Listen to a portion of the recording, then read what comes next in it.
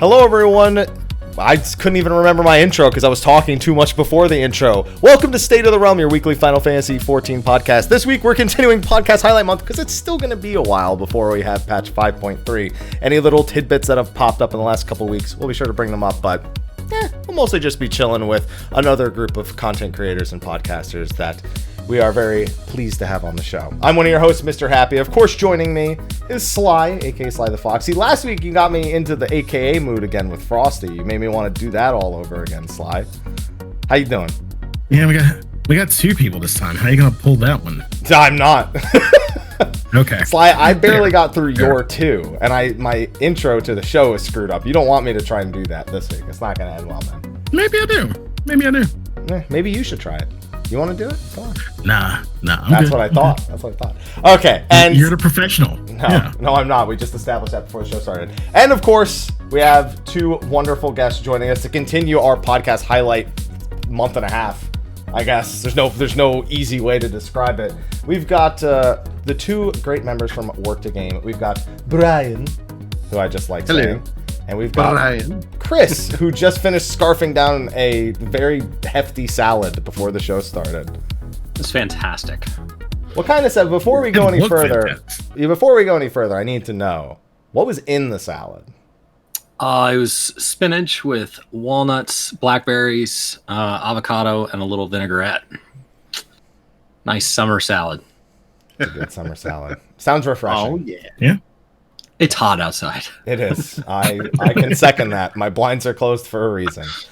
Oh, it's good to see everyone again. Yeah, thanks, man. This is the very little amount of social activity I get in the last few months, and with people I won't get to see at FanFest either. So, right. Yeah. I'm pretty bummed about FanFest and BlizzCon. Like, that's something I really look forward to. Yeah. Well, we'll definitely get to touch on that a little bit in the show, but this will be a show about you. After I do the little sponsor read real quick, if you don't mind. Okay. Yeah. Please go ahead. There we go. As all of you know, we have been sponsored by SteelSeries for quite some time now. We've been doing monthly giveaways. The last one just ended. I'm going to pull the winner after the show, though, because I don't have all that stuff ready, because I was just trying to make sure that we could get to the show and get it as close to on time as possible. So thank you to SteelSeries for sponsoring the show, and I will reach out to whoever wins that one. There will be a new giveaway for this month popping up in the YouTube description, so be sure to go check that. And also, thank you to our patrons. Your names are going to be scrolling in the top right corner of the screen, and we will give you a more formal shout-out towards the end of the show. Now, gentlemen, Chris, I don't think we've ever had you on the show, have we? I feel like I've had Brian, but my memory's hazy. This is my first time on State of the Realm, but you and I have crossed paths in the ecosystem of Final Fantasy XIV podcast. It didn't even occur to me. Brian's completing the commemorative plate set of Final Fantasy podcasts slowly, either as a form of a member or as a guest. He's going to catch them all. Oh, I'm going to catch them all. I'm technically the oldest and longest running podcast host for Final Fantasy XIV. I beat Aetherite Radio, even though I was eventually a host on Aetherite Radio by a couple of days. Boom. Oh, don't worry. I know you outlive us, because I remember a fun little quote from you, a fun little jab from you in the earlier days of Final Fantasy XIV podcasting. This goes way back to XIV Reborn, which I remembered the name of this week, where I remember a fun little... Yeah, I remembered it. Burn gave me enough shit that I had to kind of remember it this week. He's like, really? That name wasn't dumb. And I'm like, listen. I don't know. Maybe it was. Maybe it wasn't. No, I think it was you, Brian, back when we were doing XIV Reborn, because we obviously had the sponsor read at the beginning. And I'm pretty sure I remember you doing like a fake Audible read on a podcast that you were on. Yeah, because we had I've done a lot of fake sponsors. Yeah. I've done a lot of fake sponsors. I love it. Like, my favorite fake sponsor is brought to you by Raid Shadow Legends, the shittiest game on PC. Now on PC. Sorry. And they've reached out. They're like, "You want to sponsor us?" I was like, You haven't ever seen my opinion about mobile games. Yeah. I had to turn down a Raid Shadow. I couldn't bring myself to meme that hard.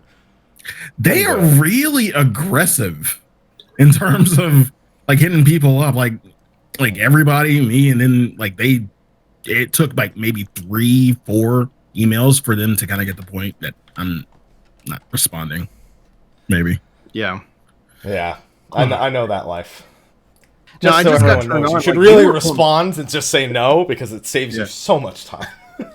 Now, you, Mr. Happy, like finally, I actually installed BlueStacks because I would be like, oh yeah, I like to play this game, and it's only on mobile. And you're like, just install BlueStacks. So I finally did that, and so I've been actually playing a little Final Fantasy Tactics on the side because Oh, it's you like, mean it's Brave Exvius War or of the Visions? Lions. War of the Visions? No. They Oh, you're have actually that, but they playing also have War of the Lions. on War of the mobile. Lions, Yeah. and I'm curious because one of the things that I realized, made a video like on Work to Game, man, I think maybe at least over a year ago, ranking the Final Fantasy numbered series, and I stick with the numbers. And then I realized, because I just started playing Final Fantasy IX in Game Pass, and I was like, holy crap, like, I played all these games pretty much when I was a kid. Like, my ranking in memory is, like, of these old school Final Fantasies is rooted in, like, these memories. And then I was playing through 9, I go, oh my gosh, like, this is amazing. Like, I just don't remember it, like, as vividly as I thought I did. And so I was like, yep, I think it's time to buckle down and play some of these old classics. So I've been, while I stream between content, like downtime with PSO2, well, might as well like just click around on tactics, just trying to, I don't know, max it. Like I've learned from the master because Are they holding up with you? What's up? Are they holding up? So like I played Cruisin' USA like a year ago on the N64. Not good. Not good at all. Like not What do even you have, like 1080 snowboarding next? tiniest bit good. Ooh, talk about a Tactics is holding up. oldie Tactics but is probably goodie. one of the best Final Fantasy games ever made. You can play it one-handed now. Like Yeah. racing games require so much more that when you go back and play that, it is a one-handed game. Well, at least we're starting the show not on a 14 note, but at least on a very personal Work to Game co-host history / note of what you guys are up to. You never And know what you're going to get from us. Yeah. Well, I mean, it kind of is the right way to lead into the conversation. Obviously, we want to lead into talking about Work to Game, how it got started, how you've come to this point, the future of that. That's kind of what we've been doing with Podcats Highlight Month. But I mean, the other most important topic I think we've done with every single host or guest that's been on in the past month and a half has been, what the heck are you doing with your time right now? And I think we're getting a little bit of a peek into that with you guys at the very least. I've said this on the channel, and so for me, I actually decided back in February to take a forced break.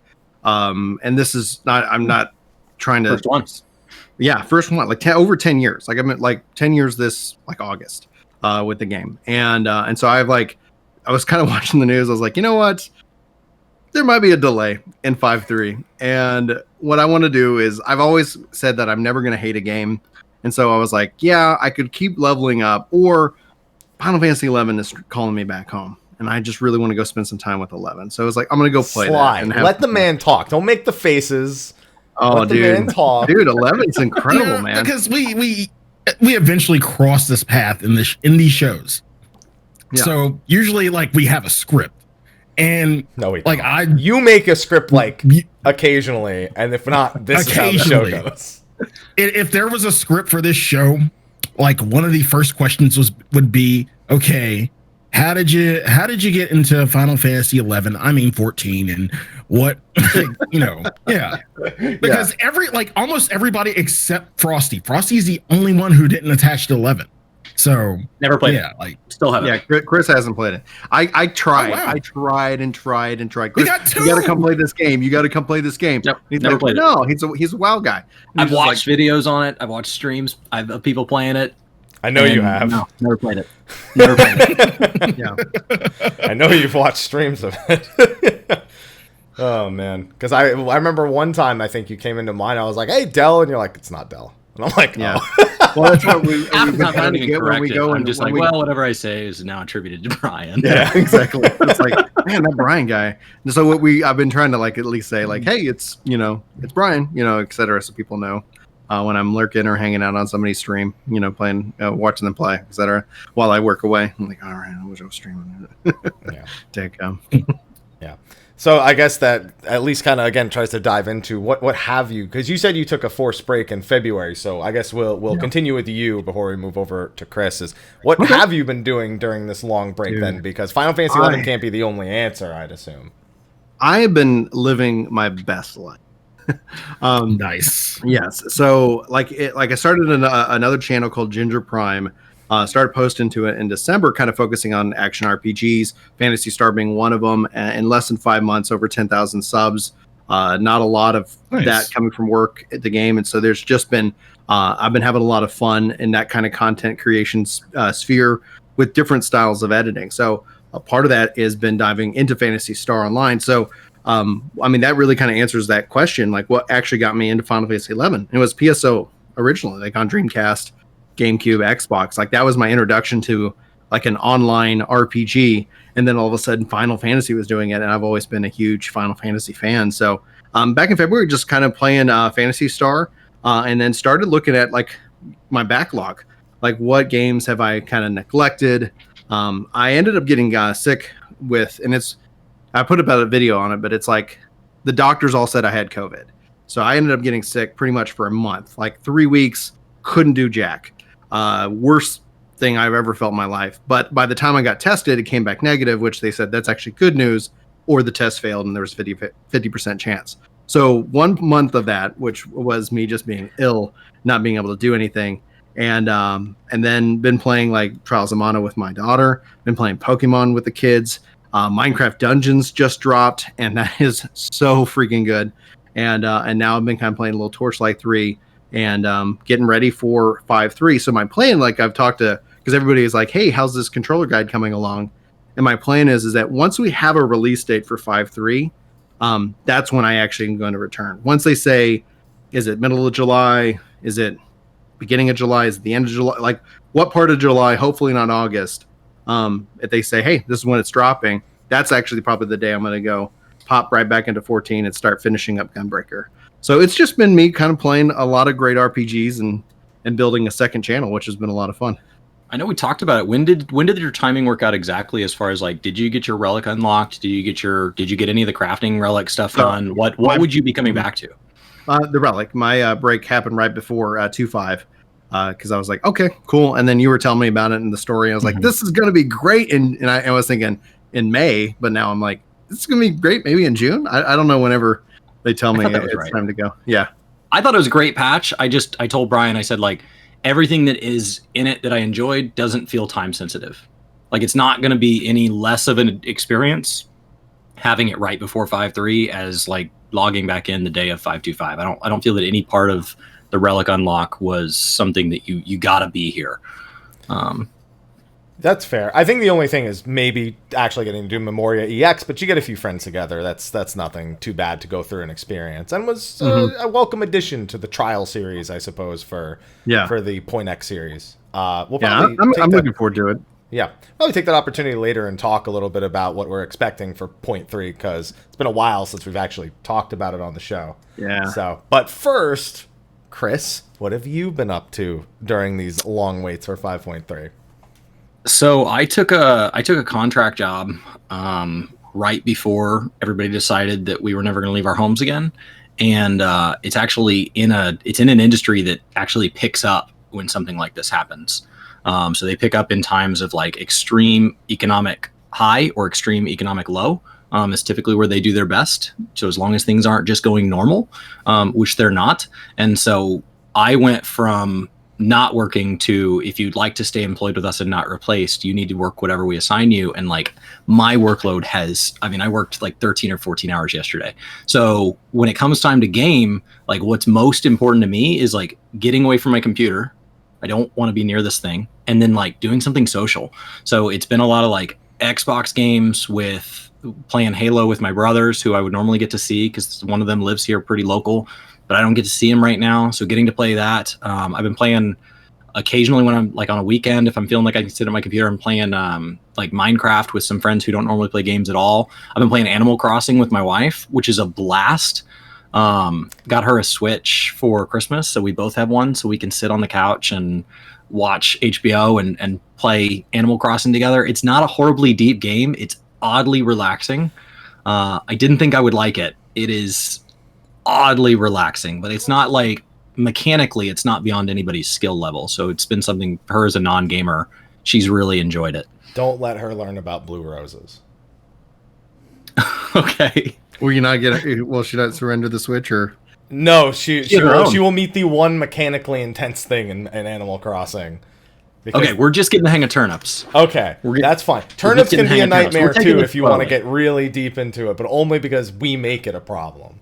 Just, the I blue don't like that you roses have are... to kind of hold on to them. I don't like, but it's interesting to have this like stock market of like acquire on Sunday prior to noon, and then just sit on this stockpile for a game of chicken on how much profit you want to make. I have entire Twitter DM groups designed to like always make sure that that it turns out okay.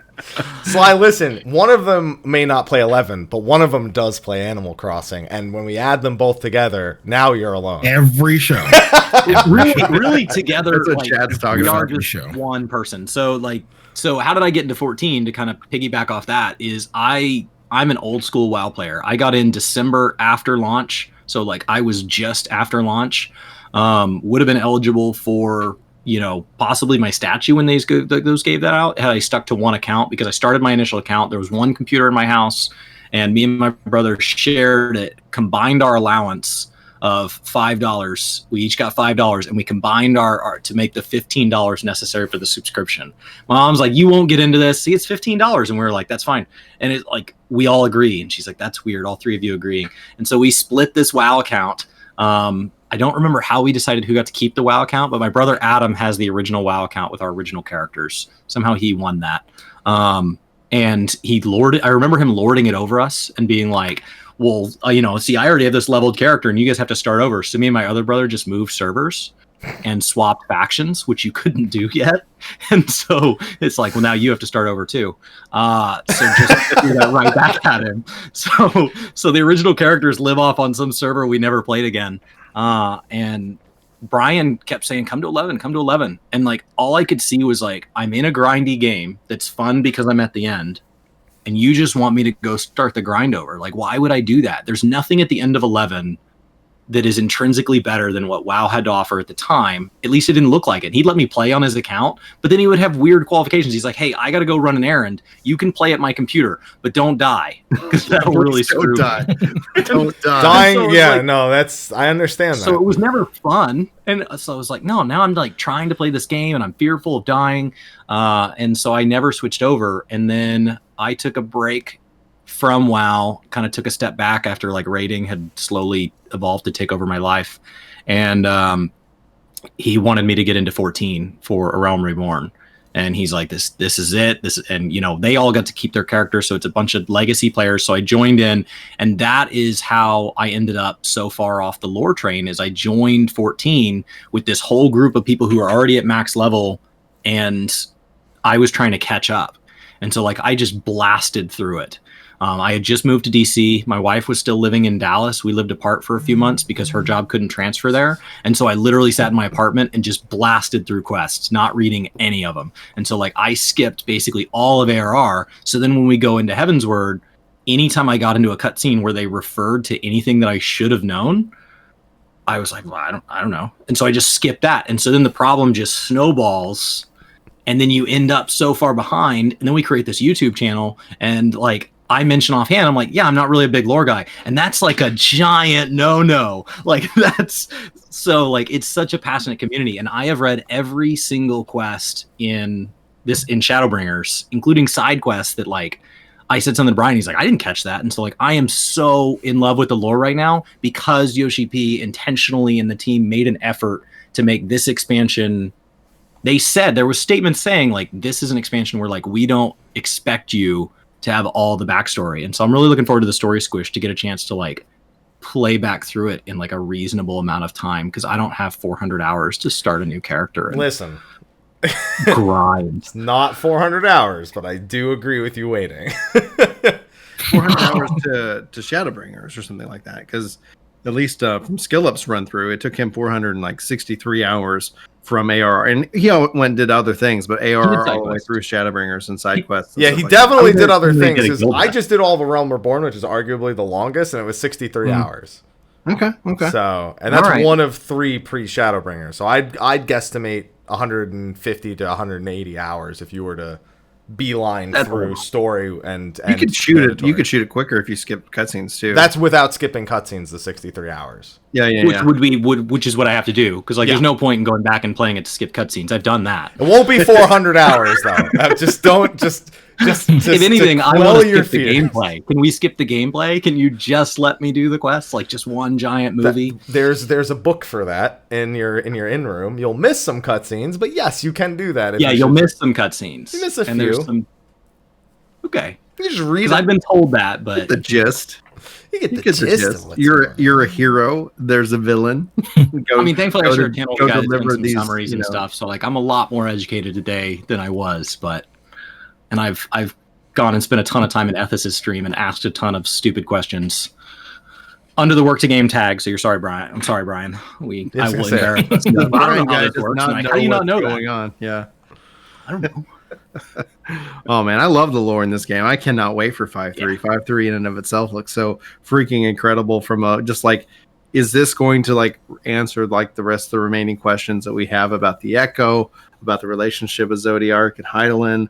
I'm not going to get into spoiler territory in case anybody watching this happens to be like, oh no, I'm not there yet. Moratorium on spoilers has passed. Don't even worry about it. As soon as we kind of do spoiler I can't believe Thancred has such a crack addiction. That came out of nowhere. Well, to be fair, he's been crackless since like 3.1. So like any crack he can get is really, really gets him going. So yeah. I don't know how to segue off that. I'm not gonna lie. I was like, how do I take that into the next topic? I guess I'll take a crack at it. That's the best thing I got. There it is. Oh, but it's there you go. I really just do that to make Sly upset. All right. Well, we will again a little bit later. We will take the opportunity to kind of go into predictions for 5.3, expectations for 5.3. But for now, we want to keep the topic on you guys. Now, you mentioned, Brian, a second YouTube channel. Yes. This shows you guys are here as the first one. Yeah. So work to game is going to be the main topic here. So just like we've asked pretty much every other podcast, you talked about how you got into 14. That's Sly's signature question. How did it start? How did work to game start? We have a video how Chris met Brian because when we were first filming, there was like this whole thing that kept popping up in the comments where everybody like we would get all these comments that's like, it's just so great that you guys have this game you can share. And I'm like, it is great. And they'd be like, it's just wonderful that you have a partner that has such passion for the same thing as you. I was like, that is awesome that I have this partner to share this YouTube channel with. And they'd go, I just love how much like affection you guys show towards each other. I'm like, okay. and then slowly but surely, like, I'm like, oh no, like we have created a giant misunderstanding. You're one giant fanfic now. So I am so sorry that we gave that impression because now we have like all these subscribers that are like, what a great representative of like this other community. And it's like, no, I just want to be really clear about where we are. We are two guys that talked about video games a lot and our lives got tired of listening to it. And so we decided we should film it as like a podcast. That's how we got started. Is we will let's just put our thoughts out there because we want to not only know what each other think, we want other people, and we don't have enough friends outside of each other that can share this with us. So let's just go to the internet where they all exist. And so that's when we started posting. And then Brian, you got like how did you get your request for your first controller guide? Because that's when it shifted into something very different. That's when all of a sudden like. Because nobody watched the podcast, like nobody cared, and I don't blame them. Like, hey, like this is random guys talking about video games, and it was just like, yeah, it was fun. We just recorded exactly like once a week. We would just sit down and just talk, and then eventually we're like, we should record this, and that's how that came to be. My on road, and especially with Work to Game, really started with the announcement of 14. That's what got me into podcasting. What eventually brought me over. I was a part of the Curse Network with FXIV Core, and I had that podcast. And then I went over to Aetherai Radio. And during the Aetherai Radio perspective, like I would be engaging with the community, and they would be like, "Oh, you play with a controller." And so I would make these really detailed, personalized guides for how I set up controllers, like written out images, like, but I would tailor it to like the person I was talking with. And so like they would be in game, they're like, I'm really struggling with this. I'm like, have you tried this? Have you tried this? Have you tried this? And so I'd write these things up. And then eventually I was like, you know what? I'm going to try to film it and see if I can't take that, written email that I would actually email like the individual with and put it in video form. And all of a sudden it was like, oh, like we have 3 video views on this like podcast. Like it was me, Chris, who watched it, and probably my mom. And then it was like all of a sudden there's like thousands of people who watched this controller guide, and then they start asking for more. And so through it started with the paladin. So as I got like, yeah, here's the paladin, here's how I got those skills laid out. And there was like, this is like, it's so interesting to see where Shadowbringers is compared to ARR, because there wasn't all these other features. And I remember like trying to come up with creative ways to just streamline the controller experience. And then what was interesting is we get a lot of the hardcore raiders who would come in and just destroy the guide because like maybe you're missing one OGCD, as a part of it. Because then I was like, from my perspective, I was like, well, if they want to do that, they can go do that. I'm just trying to make sure my hands don't break while playing this game on a controller and that I'm having a good time. I'm not doing savage raiding at that time. And so I was like, yeah, like it is what it is. So it was a very educational experience, but that's essentially like what people started to know us for. And so then it was it's like, well, what else can I teach about this game that I have just such a fond love for? And so I just started putting out like different guides and just explaining things in a way, and people started responding to that. And it was just like, oh my gosh, like I never thought of it that way. And, and that's ended up kind of being a big part of what the channel is. And we would cover other games. And eventually we actually just met like last month and we like, all right, I'm posting about this and nobody watches it. Like, I'm just going to move that over to the second thing. Like, we're just going to focus in on that Final Fantasy, core community that we have, and just kind of, do that. So it really started with the fact that I don't know any other major content creators in the 14 space that play with the controller. And this, hopefully I'm not insulting anybody. I was waiting for it.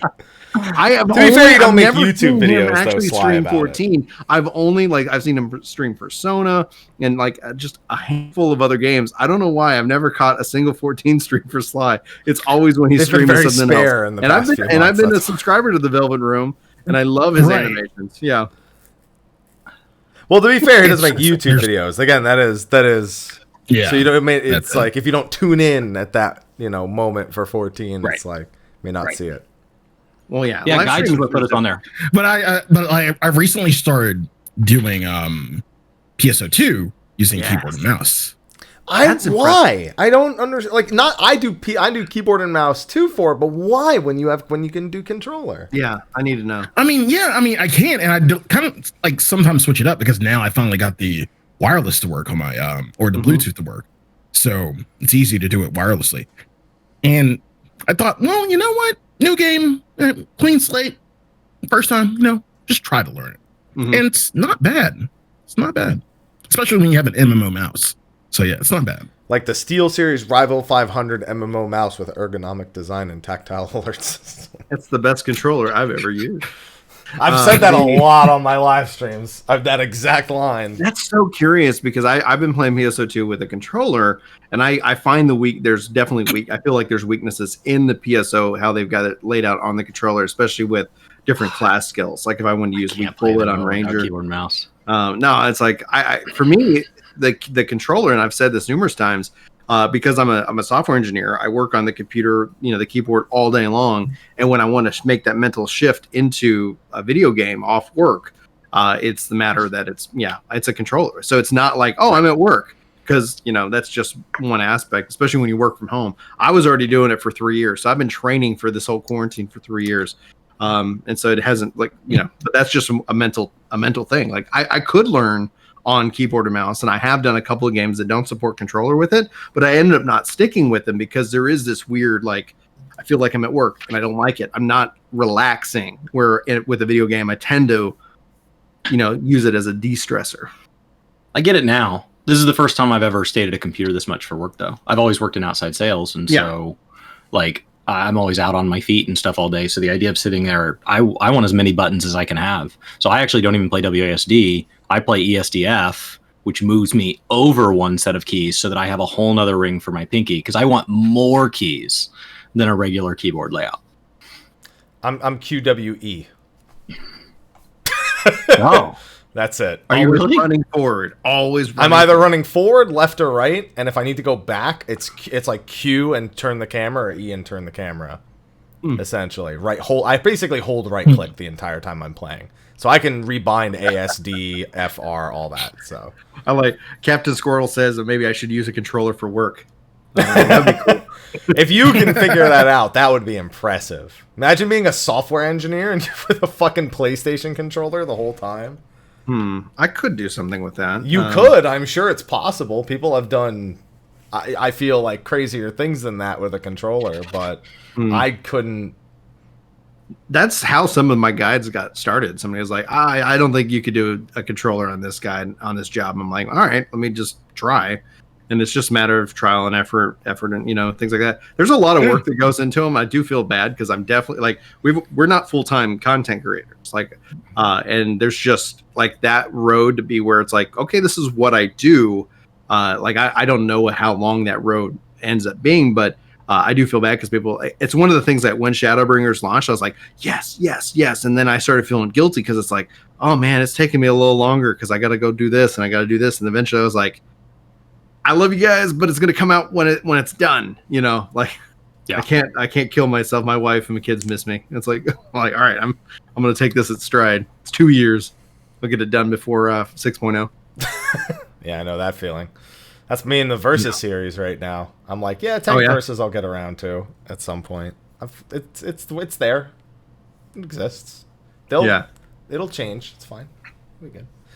Okay, so I'm assuming, I don't know if Chris has anything to add to the start of the Work to Game channel to what Dell just gave us. No, that's really it. I mean, we quickly learned that Brian sending out, Sly's personal Black Mage guide is not a sustainable growth model. You can't make individual guides for each individual request. So putting guides out there in a public format and then just trying to be an on-ramp, because at the time we felt like where it was on YouTube is there was a ton of documentation of like how to go clear an extreme or things like that. And there was this assumption of like, well, you already know all this basic stuff. And so we came in and not all the Twitch streamers post as much to YouTube, which makes sense. Twitch takes a huge amount of time. And so to kind of fill in some of the voids was kind of how we got our start. And then just like everybody else, you start to get really into the game and you start to cover live letters and everything else. And then that kind of fills out the rest of a channel.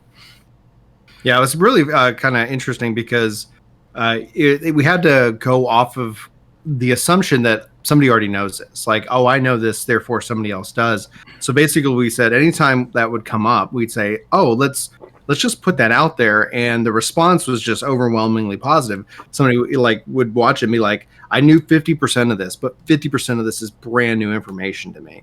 And then you get somebody in here and it always make me laugh. There'd always be one person going, who in the hell doesn't know this information? This was a complete waste of my time. And then of course, like 1,000 comments before that, it's like you just completely changed the game for me. And so that's when I was like, okay, we're on to something in that regard. So the goal is like, let's just try to get as many people playing 14 as possible. I think that overall is just like, that's our goal. That's our mission. And so then we're like, yeah, let's talk to people who've never played, who might be away for a while, and just continually encourage that joy that we have for Final Fantasy 14. The videos would be titled like Introduction to Beginner Guide 101 of X, and like one of the top comments would be like, I already knew all this. Okay. Like, I didn't see you didn't. Are you a beginner?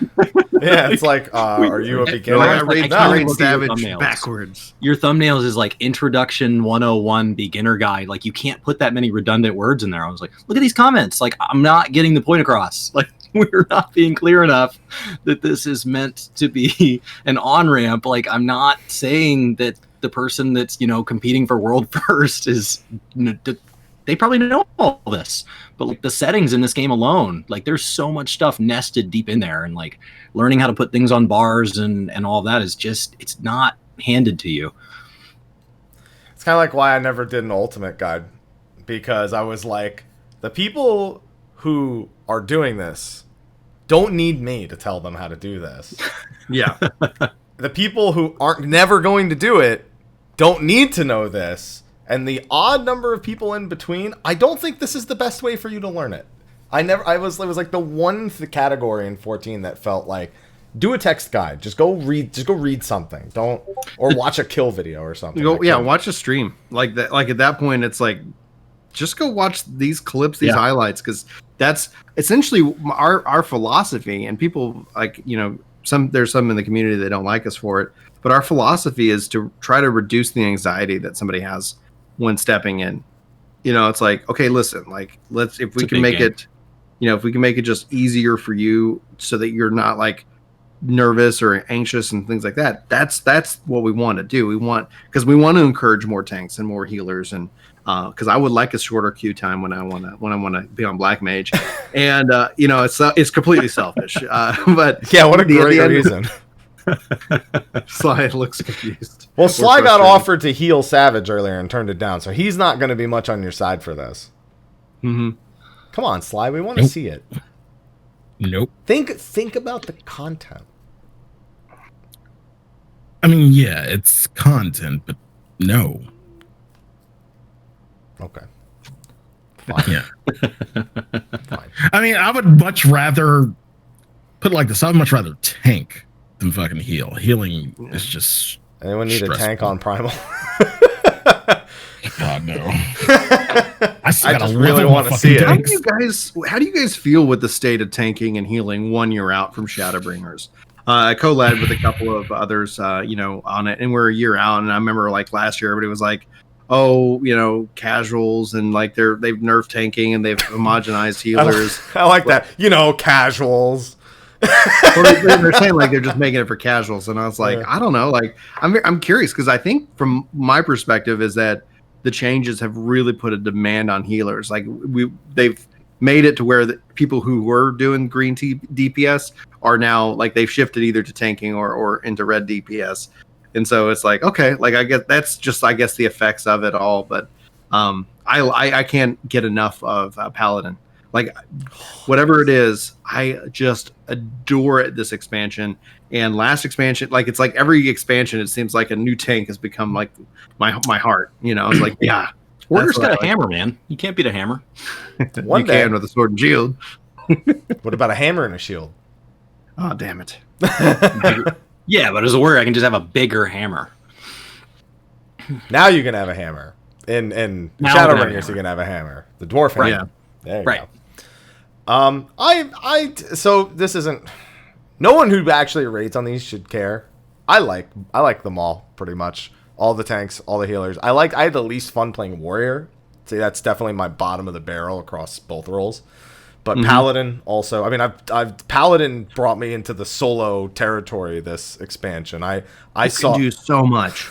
I soloed every Heavensward EX. I soloed almost all of Alexander Savage on it.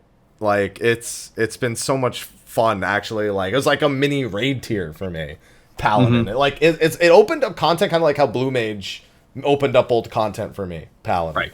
So for that reason, I actually really loved it. As for actual tanking and healing, I have healed a little bit of Savage. I haven't tanked any, but for someone who doesn't do it super seriously, it feels better other than Warrior. Warrior for me is like anyone who has any plight against it, I understand. I don't enjoy it. I didn't enjoy leveling it. Don't enjoy it at level 80. I'd rather play Dark Knight, even though everyone says they're the same. I don't know why, but that's just how I am with that one. I don't know. Like when I played Warrior out at the media tour and we were all out there, I was just like, But then it was like Paladin, Dark Knight, and Gunbreaker. I was like, there's something here. So I don't know why, but I just was like, I haven't leveled Warrior yet. I haven't been actually looking forward to it. Based off of my media tour, you saying that, I'm like, okay, I need to get it done. It's going to happen this summer as soon as we get a launch date, 453. But my goodness, like I honestly, I think tanking is in a really good state. Like when I look back, it's like the fact that people are like when we look and we talk to people, they're like, oh yeah, I'm getting it.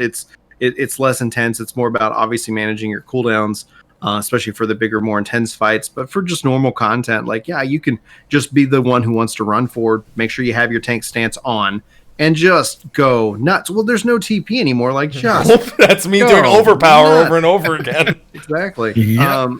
But healing for me, I've had a hard time getting back into healing. I've leveled all my healers because there's only 3. I know that's a point of contention coming into Shadowbringers. People want a 4th healer.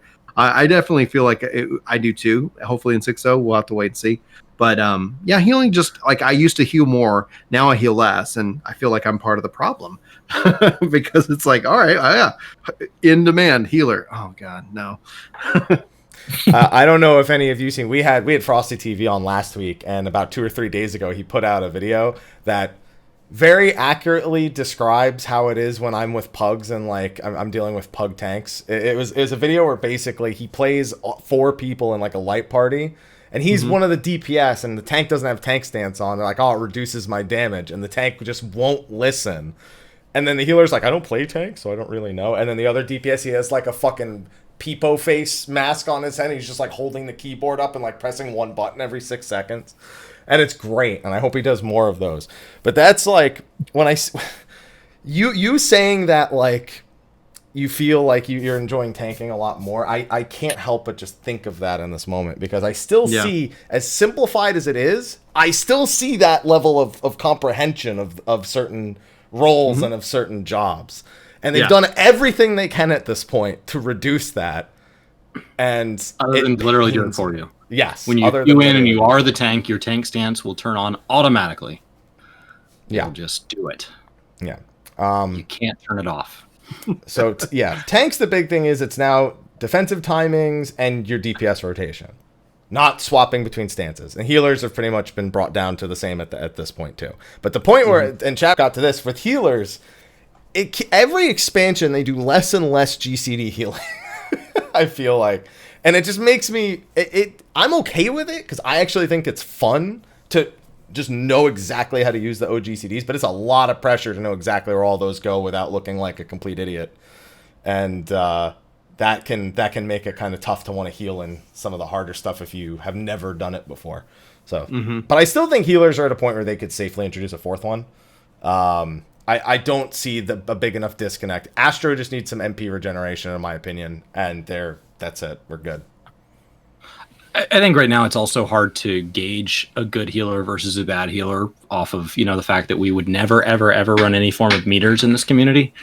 And so like a healing is very binary, right? A tank, like how well they're managing their defensives can be felt by the healers, and how well they're grabbing everything can be felt by the DPS that pulls or the healer that pulls when adds join the fight. So like you can see it happening if you go back and watch footage, and a DPS, like, how fast things die is very measurable, but with a healer, it's binary. Did the party die? Did the party not die? And so really a brilliant healer, you don't feel how brilliant they are until crap really hits the fan, and then they salvage it. Or like a moderate level of things hit the fan, and then you suddenly just fall over dead, and you're like, that wasn't that much stuff. Like, why did we die to like a 1 pull? So that's, I think with healers, like making them more complex makes it really hard to get new healers to try it out, because the moment that everybody dies, it's immediately on them, and there isn't any way to see improvement until you're just like, wow, last time it hit the fan that bad, I didn't save it, and this time I did. I must be getting better. I can say, as I just heal EX primals a bunch. One big thing I feel as a healer is the people who they buy a plane ticket to West Bumblefuck, and they're just way over there all the time. Man, does that cost me OGCDs and eventually GCDs, because they're just like, why didn't you heal me? And I'm like, I only have so many rescues to get you the fuck over here. All right? If you're not in range of my Asais, if you're not in range, if you're not in my asylum, you're dead to me. And you're actually dead. So stop. Okay? That's it. So Sly, when you heal Savage, just remember that. If they're over there, they're dead to you. All right? And they're actually dead. Oh, shit. That happens in dungeons. What the fuck are you talking about? He's not wrong. They're reading a book 2 hallways back, and then they pull something like we all ignored. Right. And you wonder why this pull didn't go so well when the tank pulled half of fucking Texas. You weren't there. I mean, that just sounds like being a good warrior.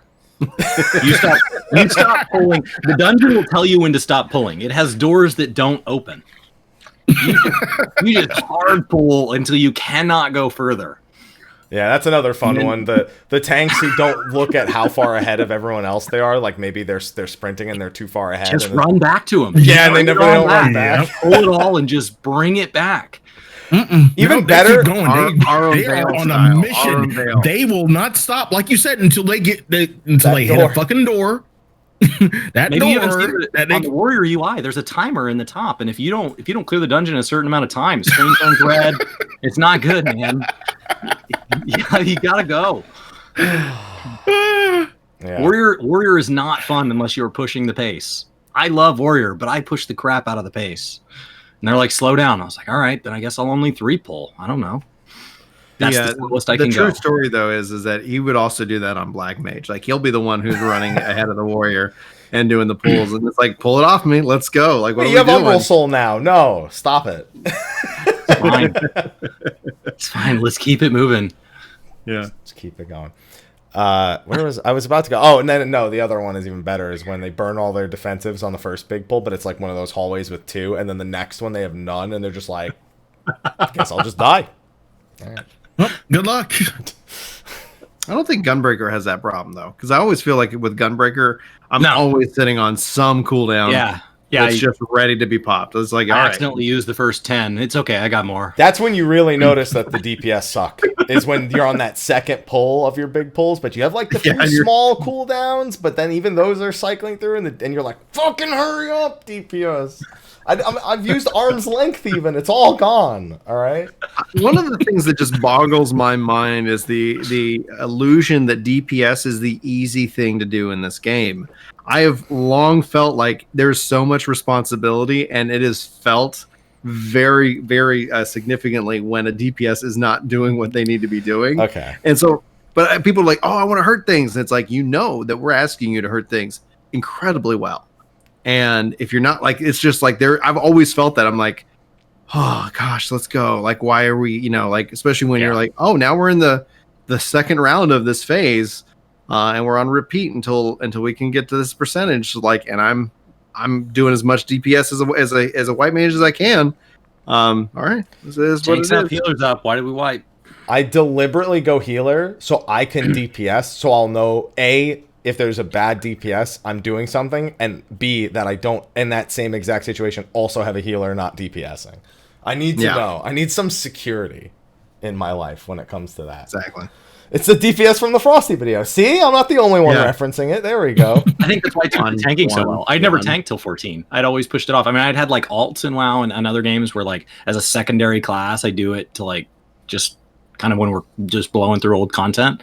But I'd never mainlined, and then I switched to tank, and it's like, oh, that's what I love about it in 14, is you can decide the pace. Just keep it moving. Oh, yeah. That's good fun. Wow, I'm glad I think is the most I've talked about 14 in a podcast in 6 weeks. For a 14 podcast.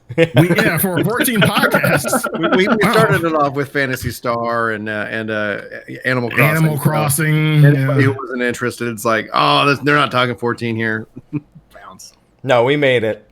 We figured it out. But these are the kind of discussions that work to game in the YouTube channel. You guys like to tackle these kind of discussions in particular, these things that you're bringing to the show as well. Yeah. So where's the fascination with this? Because you seem more fascinated from 14 like a systematic standpoint, not on like a content standpoint. So I started game Brian and I have in common. Yeah, like we both, and we have a passion. So as a programmer, like I've made games, and it's just for fun and things like that. And it's always like I think everybody who gets into any kind of programming has that kind of like introduction, because it's like, oh, how do I make this game?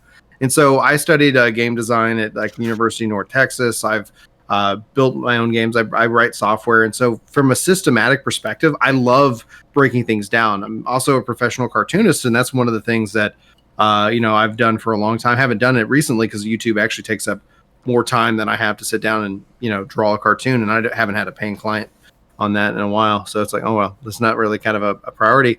But with that, even with cartooning, like it's all breaking things down into the core thing. Like you see the detail and the art, but you don't actually see the rectangles, the circles, the square, like the shapes that like make those things up. So I've always kind of just tried to deconstruct things and understand them in that perspective. One of the things I don't think a lot of people actually understand about the channel, I know at least in the comments, is that I also have always enjoyed debate and discussion in that regard. So we've always kind of said we're just like a discussion oriented channel.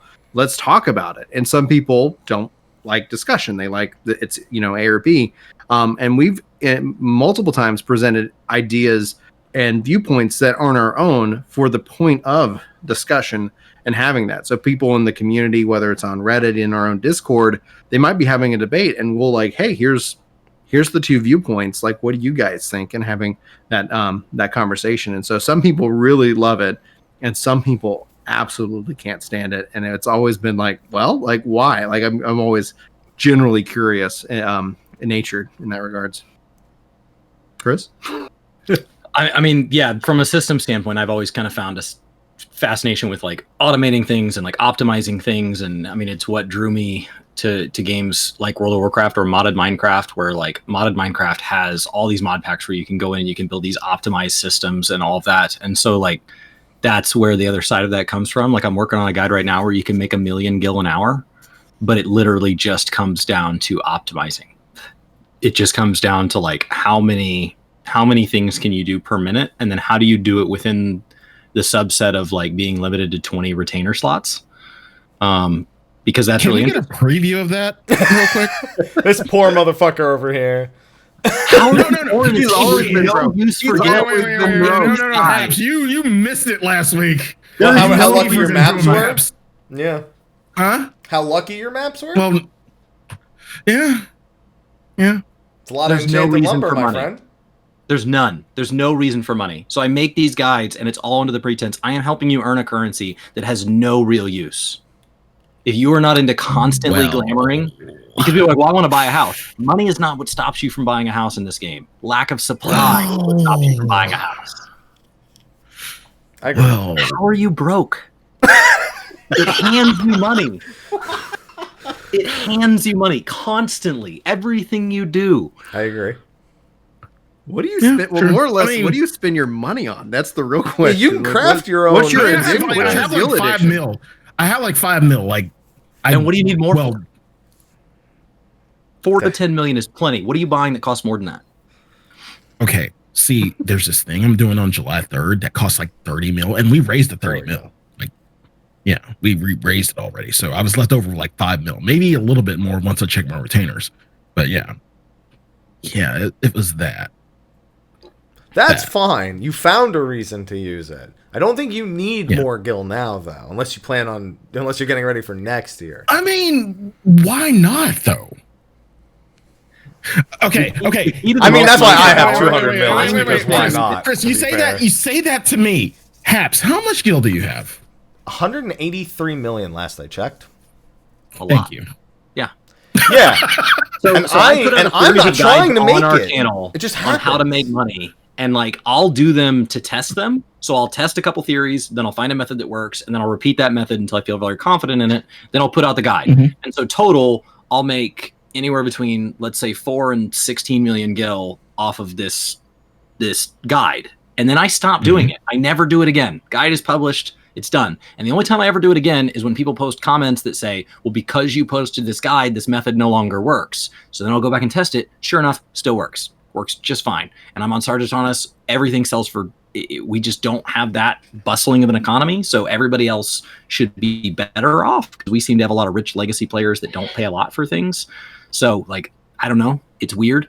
And so like, I'll test these things out and then I leave them alone. And somebody in my Discord chat said the other day, they go, hey, I just want to thank you. I hit 250 million gil off of your first 2 gold guides. I was like, how? And they're like, I just watched them and then did that on repeat. And I was like, and it never stopped working? They're like, no, it never stopped working. I was like, well, I have more than 2. Like, you can change it up. And they're like, no, I just did it until they were working, and then they were working. So I just kept going. It's so, like, in theory, these methods should work. And they're not crazy methods, and I'm not the only one posting them.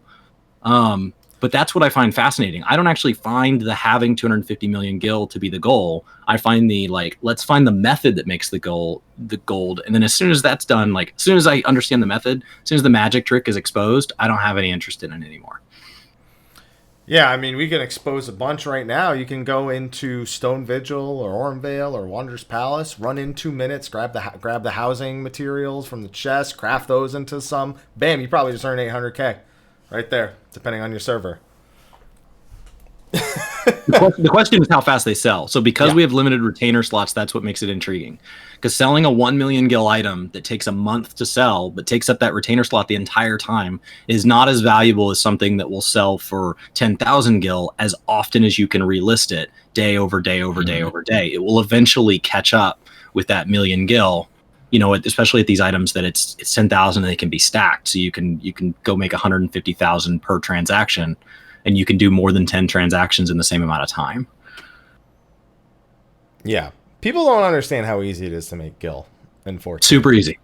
Barely an inconvenience. No. You can take your tomestones that you don't need anymore for anything else, sell those. Get some fate gemstones here and there, sell those. You get materia from the hunt train, sell those. Do some maps, sell those. Don't sell your materia. Well, I'm not. I have like 1,000, but sometimes I sell a few extras here or there before, like in between, like at that exact middle point, because I have like thousands of materia. I'm like, I'll never need 5.3 and 5.4. All the excess is being sold off. You're talking about mutamexing, right, Chris? I'm talking about mutamexing. Yeah, dump your materia as you get it, because it only goes down in value. So you're better off letting it sit as gil than you are as materia, but you should mutamix your materia. I don't get my crafting and gathering an Animal Crossing boring level task. Mutamex is incredibly boring. Oh yeah. It's just that good money. When you have thousands of materia, and I get 20 to 30k per, and I can get that in I get like 30 to 40 in an hour. I'm like, I'll sell a few of these, and then I'll hang on to the rest. And then in 5.4, all of the excess, I'm gonna be like, hello raiders. I don't need this anymore, and a lot of you, for some reason, still do, and I don't know why. When I do Mutamex, I do anywhere between 1,000 and 3,000 materia a day. You just turn on a movie, man. You just turn on a movie and you just do it. Just crank it out. Jesus, that sounds like a gathering day for me. I'm gonna raise a counterpoint. Another great way to make gil. It's another great way stream to that make often, because the movies and music is all copyrighted. I'm gonna raise a counterpoint. I already have 200 million. Making more and sitting at Mutamix, not high on my priority list. Why would you? Right? I can't. That's been my frustration with gil in the game, and there's not in my mind like a light switch solution, right? Because a lot of the stuff is dropped. I wish, because a lot of it is driven into glamour housing and things like that. That's where a lot of people find value. And then you have the high-end rating with potions and food and things like that. So there's these bigger kind of economies that exist. My personal thought, I'd love to know what you guys think about it, but outside of the current expansion, so excluding Shadowbringers, I wish all the dungeon gear was tradable on the market and enhanceable by crafters. Because when you're talking about that glamour aspect, somebody's like, oh, I'm going for this set that drops from these dungeons. They could either choose to go purchase those with gil, making gil more valuable, in that regards. And then also your drops from the dungeon, you could turn them to your grand company for seals, or you could list them on the market because there's a demand for people who might like, I haven't seen that hat drop. I haven't seen this drop. But again, I would say keeping it out of the current expansion, thus to encourage multiple runs of the dungeons at the current, but then for anything previous, like that just becomes a new economy. I don't know if it would work, but that was always an idea I've had. That's the thing. You're focusing on the player part of the economy. The game, that's not the problem for me, in my opinion. Mm-hmm. My problem is there's no guild dumps. If you're not buying a house, essentially, to take money out of the economy. Not enough. Just give me a mount that costs 100 mil. I'll buy it. Fuck it. That's 100 mil out of the economy. So those only work temporary, because when they're getting introduced to the game, that price is static, and so really rich players will buy it right then. Everybody else will wait until 100 million gil's not a lot, because we have a continual inflation in this game. Most MMOs run on an inflation rate that is actually more rapid per month than what the inflation was in the United States during the Great Depression per year. Like, we are on a hyperinflation. It would be alarming if this was the real world. And that's just how game economies work, because gold is produced and we don't have upkeep. We don't eat, we don't pay taxes, we don't have anything that constantly draws from us. So you only spend money when you want something. You never spend money when you need something. And so it just causes all this to build up. So what you need is something that mimics the loot system. So the way the loot system works in the game is you run a dungeon to get loot, right? And that upgrades your eye level. And then what is the purpose of having an higher eye level? You just run harder dungeons. Yeah. That's it. Yeah. And then what does that always drop? in any More game? loot. It's why It's a I don't circle. care about horizontal versus vertical, because you're literally still achieving the same thing. You're getting the loot. It doesn't matter. It's you're churning it out anyway. Loot. It's loot for loot. The eye level is worthless. The eye level is just you moving up the rungs of this progression ladder. And then every expansion we knock the ladder over and we start a new one. And we just go in a circle all expansion. The number is just a number. I don't care what the eye level number is. They want to move us to eye level 9,000. That's fine. It's just a number. And then the bosses are scaled to that number. But with gold, it doesn't do that. You acquire gold for the purpose of getting gold, and then that's it. So make it a loop. So give me a progression system. Go give me retainers that I can level up by sending them off to retainer college at 1 million gil a semester, and they can come back and now because he finished his 8 semesters of retainer college, he can list 21 items. Great, I can list 21 items instead of 20, but I blew through like 9 bajillion gil to get him there. And that's perfect. And it just dumps gil for the purpose of making more gil. Can you drop my transaction fees? Instead of paying listing fees or whatever, can you drop that by 1%? Something that doesn't matter. It takes 1 billion gil before you're actually net positive. And just give me something that, like, the people who play the game for the purpose of making gold can just use gold to eventually make more gold. And it doesn't matter. It doesn't hurt anybody else. They don't bully anybody out of the market. So is that the new retainer jump potion? Retainer college? There it is. It doesn't matter. Yeah, it doesn't matter. I would take that. You gave Monk Station an idea.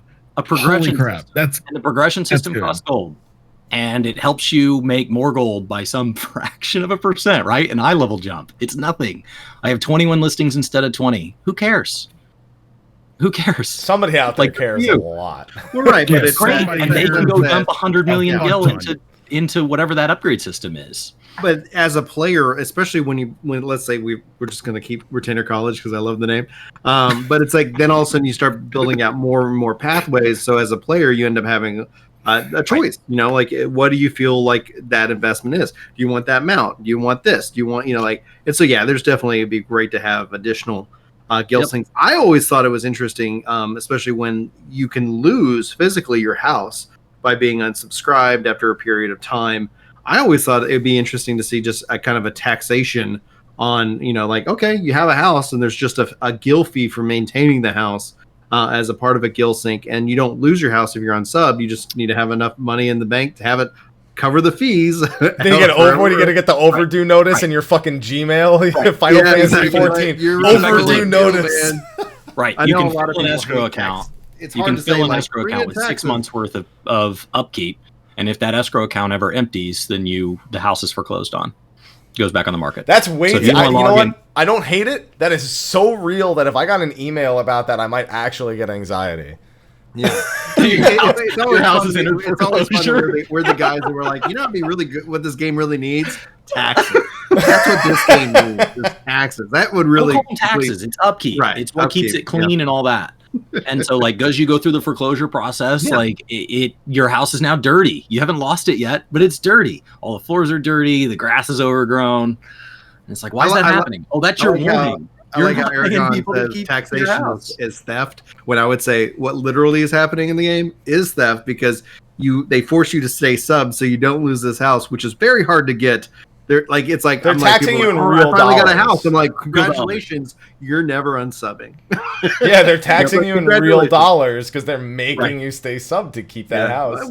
Exactly. So every time they add a housing district, how many permanent subs are we adding to the game? Yeah, that'll never take a break. I don't know how many wards are there. How many wards do they release? Is it for 30, 60? I think it's a lot because they do 30 wards and 30 sub wards, don't they? Well, there's I think it's 130 total when you actually factor in the 60 they have plots. I think. No, it's got to be more than 60 plots because there's more than one ward. It's a huge number and nowhere close to what's desired. Well, you're talking about like within each individual ward, right? Yeah. Well, I'm just trying to figure out how many people who have accounts and buy out the whole ward so we can actually get a number on this answer. Yeah. Why is there still not like individualized instanced housing? At the end of the day, like it is, I'm so tired of going to an event. We won't be here in 2020, and it's like, can we get more housing? For the love of God, can we just fit? Just can we stop fix wasting the housing the question. thing? Because Even if you don't I'm like tired housing, of it still benefits you. And I'm not because maybe right now they're sure. using up Q&A time on a question that they will never answer. Well, it can't be solved because there's always demand, and so like I'm so like the housing thing especially because I spend a lot of time talking with people who just can't get a house, and I'm like, this sucks. Yeah, it should be fixed. I don't know, like what dollar number do you need another 1 million subscribers square to get this like resolved? Like, can we close the chapter on it? The horse has been beaten to death 3 times over, and we still have a housing crisis. How much Krista would you donate to be towards the fix? If they said there was an amount of Krista. I'm not rich, so I have, I think, 200 Krista in my account. So there we go. If I was a wealthy man, like Ninja, like said he'd donate $1 million for them to remake 11, and I was like, well, I know. I throw in my $2. Like, let's get this going. Let's go. Crowdfund it. Kickstarter from Square Enix. How much your neighborhood Square Enix you? needs a little help. Wait, what happened? How much Krista are you putting towards ending the housing crisis, Sly? Just say 0. You already have one. Yeah. You're like, good luck. I mean, I have one, but people fucking missed out. Like, yeah, they just come to yours then.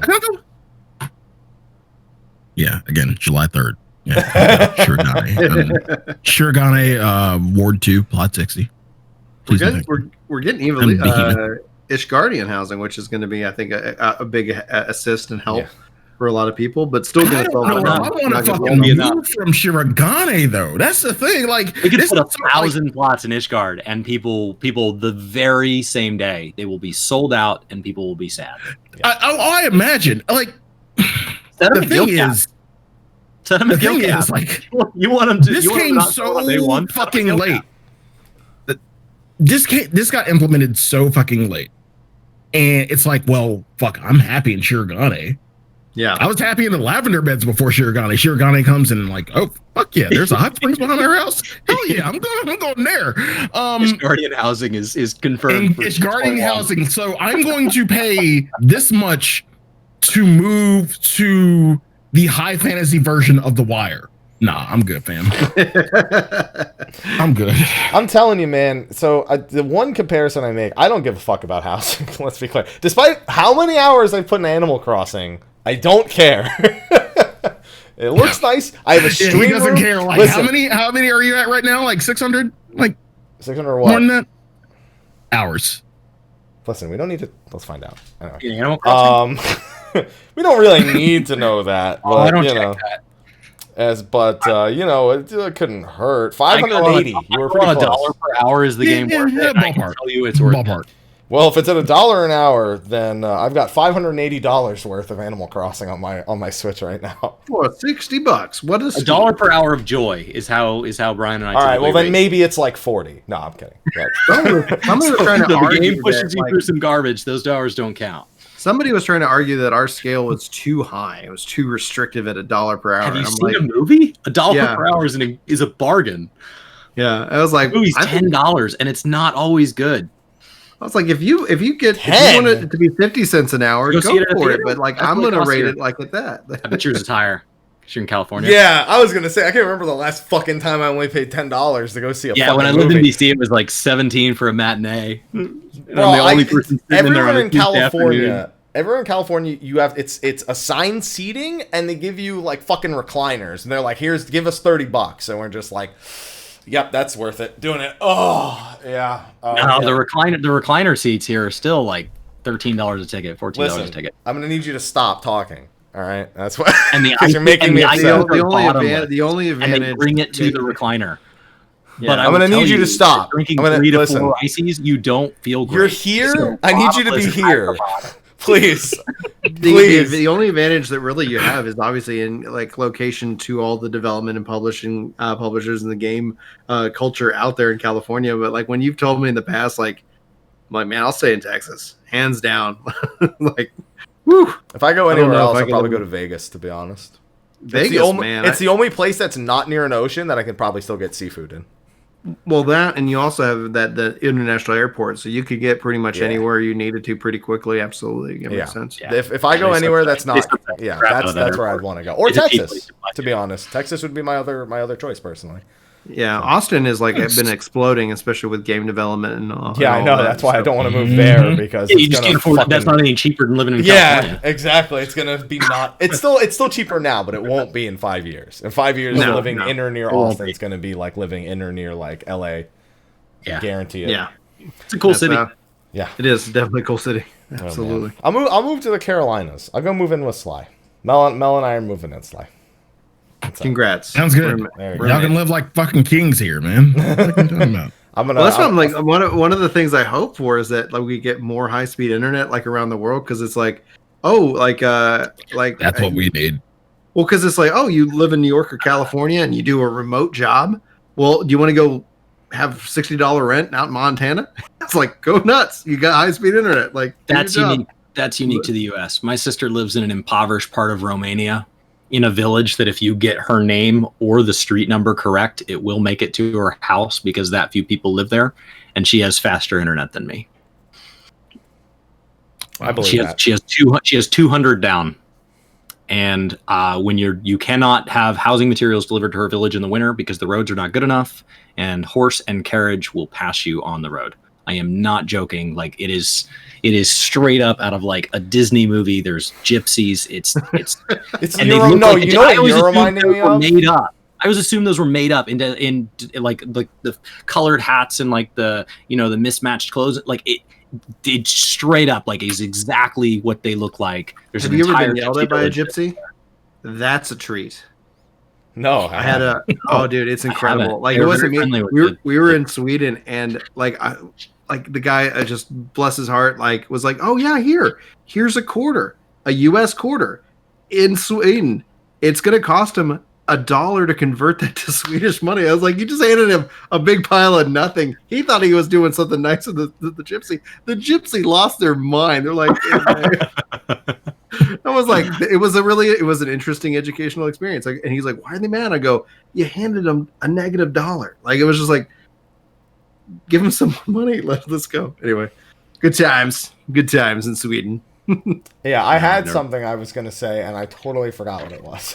That's what I'm good at doing. I'm derailing people's train of thought. Don't worry, that's good at that too. We are like professional derailers. Yeah. Yeah, and re-railer is not a term I want to have anyway because it just doesn't. It's not. Frosty's probably the best re-railer. I don't like that word. Re-railer. Re-railer. Back on the tracks, conductor. Re-railer doesn't work. Bend over. It's time to get re-railer. Oh. So 5.3 brought to you by Raid Shadow Legends. Bend over. Bent over. Is that the new class, the re-railer?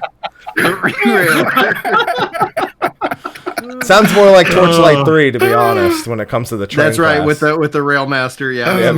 Railmaster's not a much better name either, to be honest. No, Master of the railing. Yeah. That's a master. Yeah, Chris and I actually were coming up on our in August, 4 years on YouTube. That's when we started. Yeah. So if you'd like to re-elect who takes over work again. I thought you were gonna say re-rail. I was like, that's if you'd like to re-rail. Oh yeah, Gamer Girl, I am a hard fanboy. That was like just a flub or whatever that I kept in the video. I was like, yeah, because like I was, it's like I'm a fanboy, but I was like, I'm a hard fanboy. Oh god, like that's gonna go over well. So it really depends on what syllables you put emphasis on when you say that. Because that can mean some very different things. That can. That's why it's. Oh man, it's like, and now it exists for eternity. So my great grandkids can be like, oh, he's a hard fanboy. What's that? Okay, we nestled it secretly in a library of 2,000 videos, so they'll never find it. No, you think that people are diligent. People will find anything. I assume we're well over 2,000 posts now. I have no idea. I stopped counting. It's a lot. Yeah. Just keep posting. You don't have to be good at it. Just keep throwing stuff at the wall. That's our advice to anybody that wants to get started. Just try anything a couple of thousand times, and you'll be better than when you started. You hope. You hope. Because if you're not... Somehow your last video was far worse than your first video. It's like, interesting. Okay. Good to know. Good to know. It really will be your last video after someone tells you that. It's like, okay, YouTube's sure. weird with recommendations. Every once in a while, we'll get a comment on like a 5-year-old video, and they're like, "Your video quality is garbage." And I was like, "You should see more recent stuff." You're making me want to check my emails because, like, I get an email for every comment that I get, and I just have it in like a separate turned that tab. off? No, I put it in its own tab. email And I for every literally, comment? it's in a hidden tab that I don't like see, Oh, and I don't man. get notifications about. But if I'm ever I- curious, I can go find that tab. The new filter tools have made it real fun because I always like to go and engage with the comments and things like that. That's one part of like more than anything we love comments on our videos because it's just getting people different perspectives, but We used also to respond to every single one. well, yeah, that was a used to. Now it's like we until do. it got to Like, where it was like hours. Yeah, I do try to spend a little time every day just kind of like going through comments, and they've added a new filter tool, so it's like contains a question from a subscriber or from a non-subscriber and things like that. So it's like pop, pop, pop, pop, pop. The one fun. I want is I want to set it at like watched at least 10 seconds of the video. I don't need it to be the whole thing. Like let's set it real low, like 3 seconds, 10 seconds. Like if you're commenting and you have not watched 10 seconds, hold on. Is that going to be the next evolution of the comment section on YouTube? It'll state how long, like on Steam, how long you've played a game when you review it. That's going to be the YouTube. That's going to be the evolution of the YouTube. Matt comment put out a section. video and they can already track it. Like Yeah, can I know already they do can it. track it because they tell me It's them about it. turning over. Yeah, They just don't share it with us. But we can track like subscriber status. But like I don't really care whether or not you're a subscriber. If you have a good comment, I want to respond. But like I want filters of things I'll actually use. And the one I would actually use is like, did you watch at least enough for me to say hello? Like, is there read any the audio title? that's entered your ears? Yeah, they're like, oh, I saw your thumbnail and I have a strong opinion on this. Well, hold on. Yeah, no. The best is live streaming when you put like I'll use Torchlight. I played Torchlight today. It's in early access right now. First 2 words in my title are early access. Be like, oh, is this available now? Like the first question, and I'm like,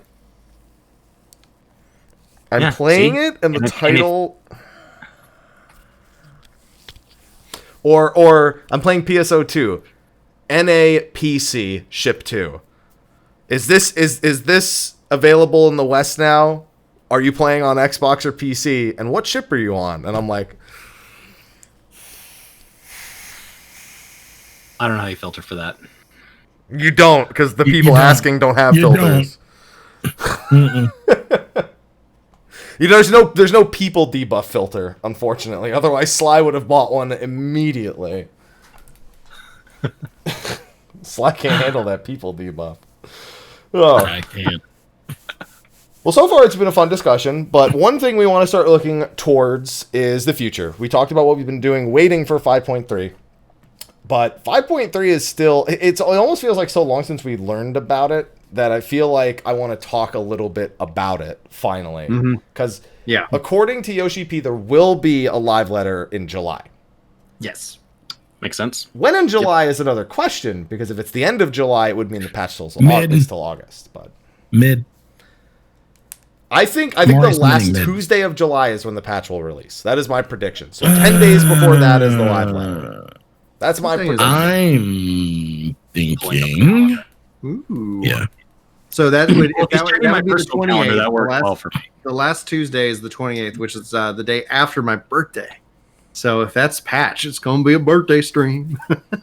That's going to be fun. So I'm thinking the 17th, which is a Friday. You're Do you bold, think the man. patch or the live letter?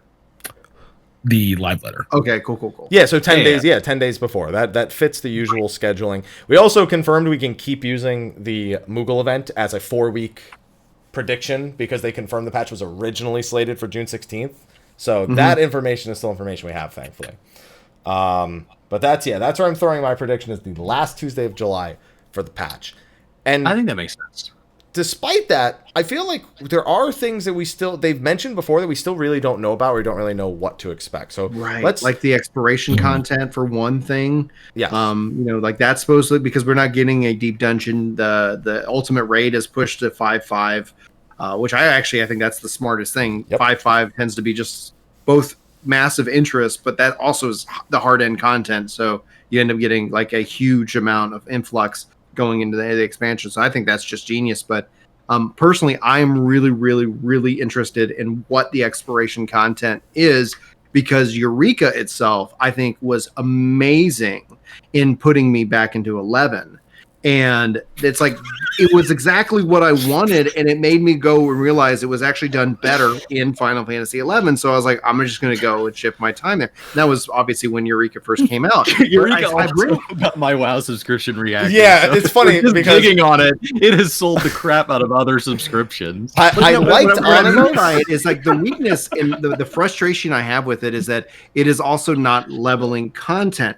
I wish that Shadowbringers had Eureka now as a way to go and level up outside of dungeons and things like that. Like, just if I could go and there's the elemental level, but imagine if it was also just giving me experience and things like that. Like, I think that would have been something really utilized. And my hope is that with whatever they've done, they utilize the technology they built with the world visit. My hope is that this exploration content, instead of using the instance servers, it uses the world visit server, so you can still have access to the party finder and your. Well, I'm going to shut that down immediately because I know that. I know. That's a hopeless endeavor, and I'm going to destroy your soul. I'm a hopeless dreamer. So the advantage of moving it to a world visit type system is that you talk to an NPC, and instead of being queued into an instance server, you're no longer on the instance timer, because the instance server inherently baked in a timer, and so you'd remove that. So you can go spend as long in Shadowbringers Eureka as you want. The other thing it does is when that content gets older, like Eureka has, there are still people who want to go back and do Baldesian Arsenal, but it's really hard to find a group for that. And by putting it on a world visit server, you would have everybody in a data center going to the same Eureka instead of having Eurekas tied to instance servers, and so you would like inherently be merging everything. Yeah. So it would be a huge advantage.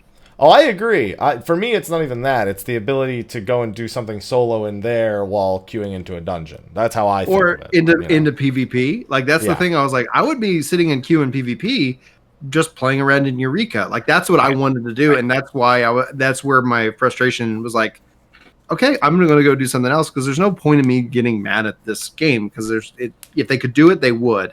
But I'm really interested in what this next round of exploration content is. I think some of the Eureka is some of the best zone design, only then matched by what we've seen in Shadowbringers with the zones and how they delivered that. Well, I can tell you this: they will never make anything reminiscent of Pagos ever again. When you said it made you want to play 11, Pagos did that to me in particular. It's like, you want me to fucking play 11? Fine. Yeah. Onimos I was okay with, and I liked Pyros and Hydanos. Pagos, I wanted to be the complete idea. We obviously learned that Eureka was delayed. We obviously learned that throughout its evolution that those were the features they wanted in day one. And it's just like, I want y'all to have the full vision of it. And then also, like, I know Yoshi P, when we all talked to him, he's like, we want to do more content like Baldesian Arsenal, and I think that's just fantastic. So I'm very, very interested in that. Obviously, the story is the primary thing I'm in for, and then essentially it's, what is this? And it's a curiosity. I hope I get hooked on it. Like, my wish is that whatever it is, I can't stop playing it. I really want to be back in 14 in a way that I neglect these other games again, like I have done for the last 10 years for the most part. Outside of, like, I have Destiny, which is always kind of that. There's always a weird relationship with that game, because it's it's on or it's off. That's the community as well. It's like everybody's all bitching about it a couple weeks ago, and I was like, it must be spring, because people are pissed at Destiny like that. Like, it's like a clockwork with that game. But no, I really hope that whatever this exploration content is so addictive for me that I unsub from 11. That's what I'm hoping for. Well, just make sure you do your Mars orbs every month, because you got to get those omen bodies. Anyway. Okay. You got to do that at the very least. Well, all we know about that so far is it'll be Eureka-esque in a sense that it'll have its own leveling system. It'll have Logos action, like something akin to Logos actions. There will be a codename BA2 at some point. We don't know if it's in the first one or not. They've made no further.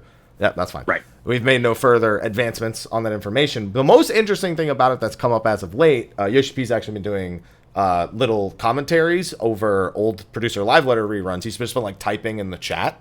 In these all Japanese chats, and he said that when he was playtesting Bajja, he was having so much fun he forgot what he was actually supposed to be playtesting. He was just like running around it and doing whatever it is he just wanted. He's like, wait, what am I supposed to be doing? What's on my schedule?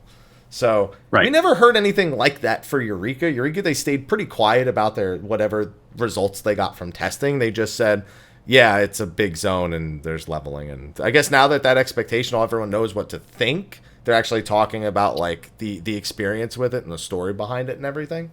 So you won't be tied to it, right?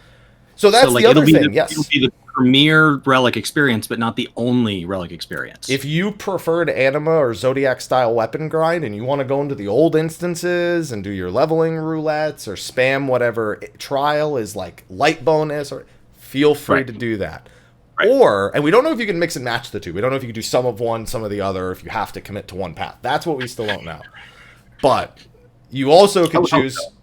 I would hope you can mix and match. That's what I would hope you could do. I would hope so. If you just want a week off or whatever, your friends that you normally go to Eureka with aren't there and you want to do something different, you can go do instances for more time, but change it up. Yeah. And then you also just have straight up exploration content, which you will also advance the weapon and you will also advance the story just like you would have. But you're not ever pigeonholed into one or the other. It's all player choice at that point as to how you want to actually advance your relic weapon. But with that, I do pose a question. Do you think that will devalue the actual exploration content? Because people did it because they had to before to get their relic, and that put more people in there. If you have a choice, do you think it stands high enough on its own that people look at like the armor or Baldessian Arsenal or the tombstones or even just the content as a whole is its lone structure and it stands on its own as not being the sole choice? I think it gives us a better feedback mechanism. Right now, we can only look back at the number. They can look at the internal data of how many hours were spent, how many sets were gained, and things like that as metrics. But you can't tell how many of those players resented it, right? You can only see how many people did it. You can't gauge joy from playtime. You can go out to Reddit and find out how many people were upset, but that's about it. And so like what I do appreciate about it is it will give them a more direct feedback loop on like, okay, I created these other methods and people would rather go do these other methods for more time to get the same results than come into this content.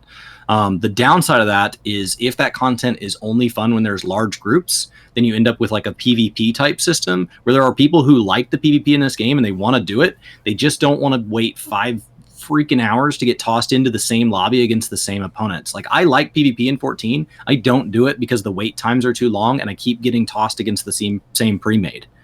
And then because I don't do it, other people don't do it. And so like that spirals out of control. So as long as they're able to get over the threshold where it's viable, I think this is a better choice. I think I would err on the side that player choice is something I, as a player and from my development perspective, prioritize. And I see this a lot in games where if you're forcing somebody to go into something that they don't enjoy, that's just bad design. I think that there's other ways that you can kind of address that. And I think that was the weakness, in my opinion, of Eureka originally. My game time, my play time can vary wildly.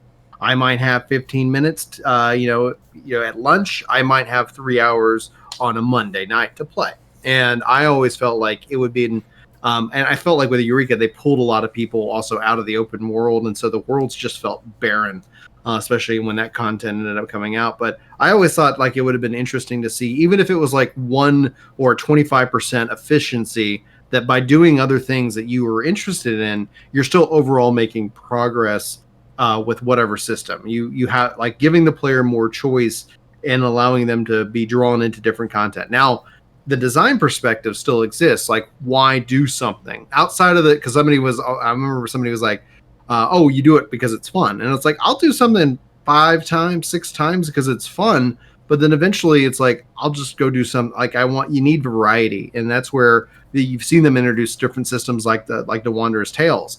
And I think that would be something where you take what the existing theme park and you find ways to have synergy in the entire system. And this is obviously very high level like point and very easily said than done because, there's so much balancing that you have to come into play because all of a sudden, let's say you find a way, an exploit that you do this one thing and it beats that, you're going to drain that because at the end of the day, players are like lightning. They're going to find the most efficient and fastest way to accomplish especially a repeatable task, you suck out any kind of fun, because at some point you're like, I'm just trying to get this done. But if you give players more opportunities and to kind of find the fun, and then progress in different ways that they want, I think ultimately, that would be my preference with whatever this ends up being, if that makes sense. No, it does. Yeah. Sly, how are you? I don't remember what your progress was like in Eureka, Sly, and what your plans are for Bajda. I don't remember. Like current Eureka? Well, not Eureka, you know, past Eureka. I never did Baldessian, but I got to max level. I just never did Baldessian. I wasn't sure if because Pagos obviously always leaves that as a question mark if you can't remember. I probably spent enough time watching people do Baldessian Arsenal that I could have actually just finished leveling up and gone in myself. And I watched them enviously, but if I go back and do the math on the amount of streams I watched, I probably just could have buckled down and did it. But I got off halfway, 3/4 of the way through the Eureka train because I was like, this is just the same stuff.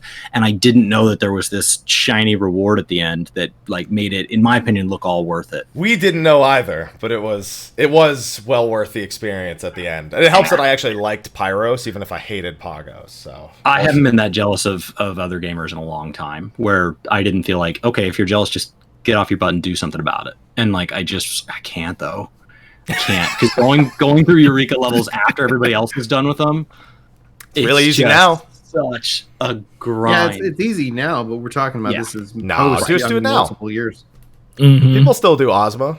People do BA runs. There's still Discord groups for that. You'll be all right. Sure. It's probably actually going to escalate because people are going to want to see what it was like probably before Bajda comes out, and then that way they'll be kind of prepared for it. It's a good point. It's just unfortunate that the system in the game doesn't necessarily allow for that. You have to use outside tools to accomplish that goal. Yeah. And it's and that's kind of where, like, it's always funny for me, and not trying to make this an 11 podcast, but when somebody would say, "Oh, 11's so immersive," and I go, I played 11 with the wiki open on the second monitor. Like, I don't know. You're like, I get the UI and the world is immersive, but like at some point there is a part where the game should do this thing that if the players are having to use third-party tools to accomplish a task in the game itself, evaluate that game and that task and figure out if that's something that the UI or the game should help the player. The question is, are you having fun though, right? Like, I can't play. I don't know if anybody's ever heard of Dwarf Fortress, but like, you can't play Dwarf Fortress without a wiki open. But like, it's still a fun game. Yeah, but I think he's more talking about the people who specifically label their like experience as immersive, but they have the wiki page open on the other. Like, oh, it's so immersive. Google.com. I'm lost in this world where I'm pulling out to search things. It's like, I feel so lost in this world. It's so immersive. No, literally, I'm lost. Google.com. Wiki, Final Fantasy 11 guide to leveling, yada yada. Yeah, fantastic EXP and where to find them. Yeah, it's like, immersiveness. And not to mention for 11 in particular, now it's pretty much considered a terrible thing to do to not play with like a bunch of third-party applications that you'd hope would be in the game, but like it ends up looking like this monstrosity on some people's UIs because of all the stuff they have active.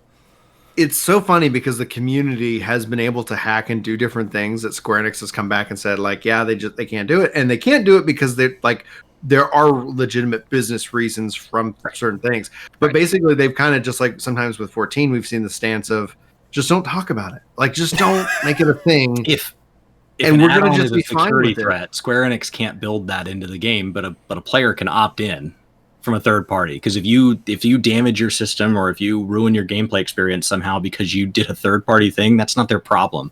But if they bake it in native and it hurts your play experience or it hurts your system stability or anything like that, that's on them, and it makes them look really bad. That's why we see these like private servers of games running, and then we ask the company to do a remake and the company says it can't be done. And it's like, well, because that company is held to a higher standard than somebody running some backwards, right? And especially if they're going to want payment for it, and you build payment systems into a system that's open to hacking and all that, like, it's a huge amount of liability for them to take on, as opposed to some private guy running things without permission. Oh, well, the servers went down and I lost all my stuff. Who are you going to complain to? Like, you weren't playing a legit version. Finally, someone who gets part of it. That discussion's one I've had many times over. Earlier, Brian, you mentioned Wondrous Tales. Yes. We're getting a new form of Wondrous Tales in the form of Unreal Trials. Yes. It's another big feature for 5.3. That when they announced that, like, there was this sense of joy that just came and like just overtook me. And the reason is we've long wanted this ability to say, because my critique of the game itself, like as a continually current 1.0 beta to Shadowbringers 2.1 or whatever, like I didn't do the 2.5. That's kind of when I was like, I just need to step. I just going to take a break. You mean 0.21? 5.21. Yeah, whatever. Okay, that, yeah, like, because I was like 2.1. Sorry, yeah. No, I do that all the time. Trust me. He's playing backwards. Oh yeah, I'm dyslexic, so it really does sometimes impact me. But having played all that time, like current, like yeah. So when you're at the current, like and we've talked to a couple streamers and a couple of different content creators on like our podcast and different collabs, and when they're not current, like the world is so full, like it's so rich. But then all of a sudden, when you find yourself waiting for the next thing, you're like, man, it'd be great. And we've always kind of said, we have this theme park and a portion of it's lit up. And then the rest of it is kind of dimmed. And it would be really good to see like, hey, can we take some of that and just bring a random dungeon back once a week? And there's enough content. We like when they said they were going to one dungeon, I was like, thank you. But maybe that will lead us to where like at once a week, it's just a different dungeon set at the current cap. And then next week it's something different. Like that way there's just a sense of variety. But when you go back, whenever I get put into one of these older dungeons that I haven't seen in a year, it is amazing. It's a beautiful experience. I love like the atmosphere. And then I'm like, I wish I had more of my tools, because even if it's not mechanically different, like if they just level up the mobs, I wish I could kind of just experience this at the current level. And so with Unreal Trials being kind of coming in, my hope is that as they develop those Unreal Trials, eventually that becomes just whether it's a week or 2 weeks or whatever that cadence is, it's just something to do if you're interested in it. And that brings something back from the rest of the theme park back up to making it viable for whatever period of time. And then the fact that it's also going to go away makes it to where, I don't know, I like that kind of style of content. I like weekly rotators that switch things up a little bit. And that's what we've been hoping for. And I hope they learn from this and are able to apply it to the dungeons as well, because I think that could end up just being like, what's the new, trial this week? What's the new dungeon this week? You don't like us like It's wishful thinking. Yeah. Getting things, because those are going to be rotating every 4 months. I will spend Square Enix theoretical dollars every day. And so like one of the other things I always say is like, this is what I want, but I'm not going to sit here and expect it. So if they deliver it, it's exciting. But I feel like it's our responsibility as a community to communicate that. In this case, I always go and put these ideas on the official forums respectfully. And I don't expect, I never, especially when people are like, oh, it's easy, just do this. I go, none of this is easy. Mm-hmm. None of this is easy. I say if they talk about something, I put a 9 to 12 months timeline from when Yoshi P starts telling us about ideas he's got before we even start to see what that might look like.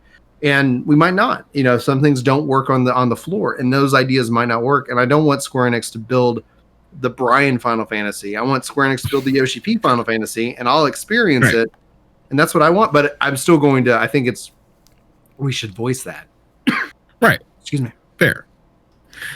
Now, like in terms of dungeons, because I really feel like we always have this opinion about dungeons and how we get them, how we experience them, and we had this. Some people had this set number in mind. I feel like we never will really, like everyone will never really reach a happy medium in terms of a number. Like people are like, okay, I'm okay with 1, and then a year or an expansion passes and we're like, well, we need more dungeons. Those are good. Give us more. And it's a vicious cycle. So, and I'll pose this to both of you.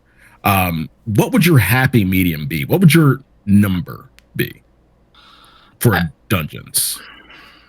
I mean, I think 2 is a good place to be. It doesn't put an enormous workload on them compared to trying to do more than 2, where it just feels impossible. So they can still offer a decent level of detail. But alternatively, because 2 is clearly more work than they're able to do, hence us going to 1, I would rather 1 and then go back and release an alternate version of like a previous dungeon. So like if you could raise these up to current level cap and then either put some form of modifier on them or add more mobs to various pulls or kind of make them harder than they were. So you could have a current Sastasha that's really hard. Sastasha doesn't have to be left as a beginner dungeon. You can go bring it up to current, not only eye level, but you can also bring it up to current density and things like that. So the pulls feel just as hard.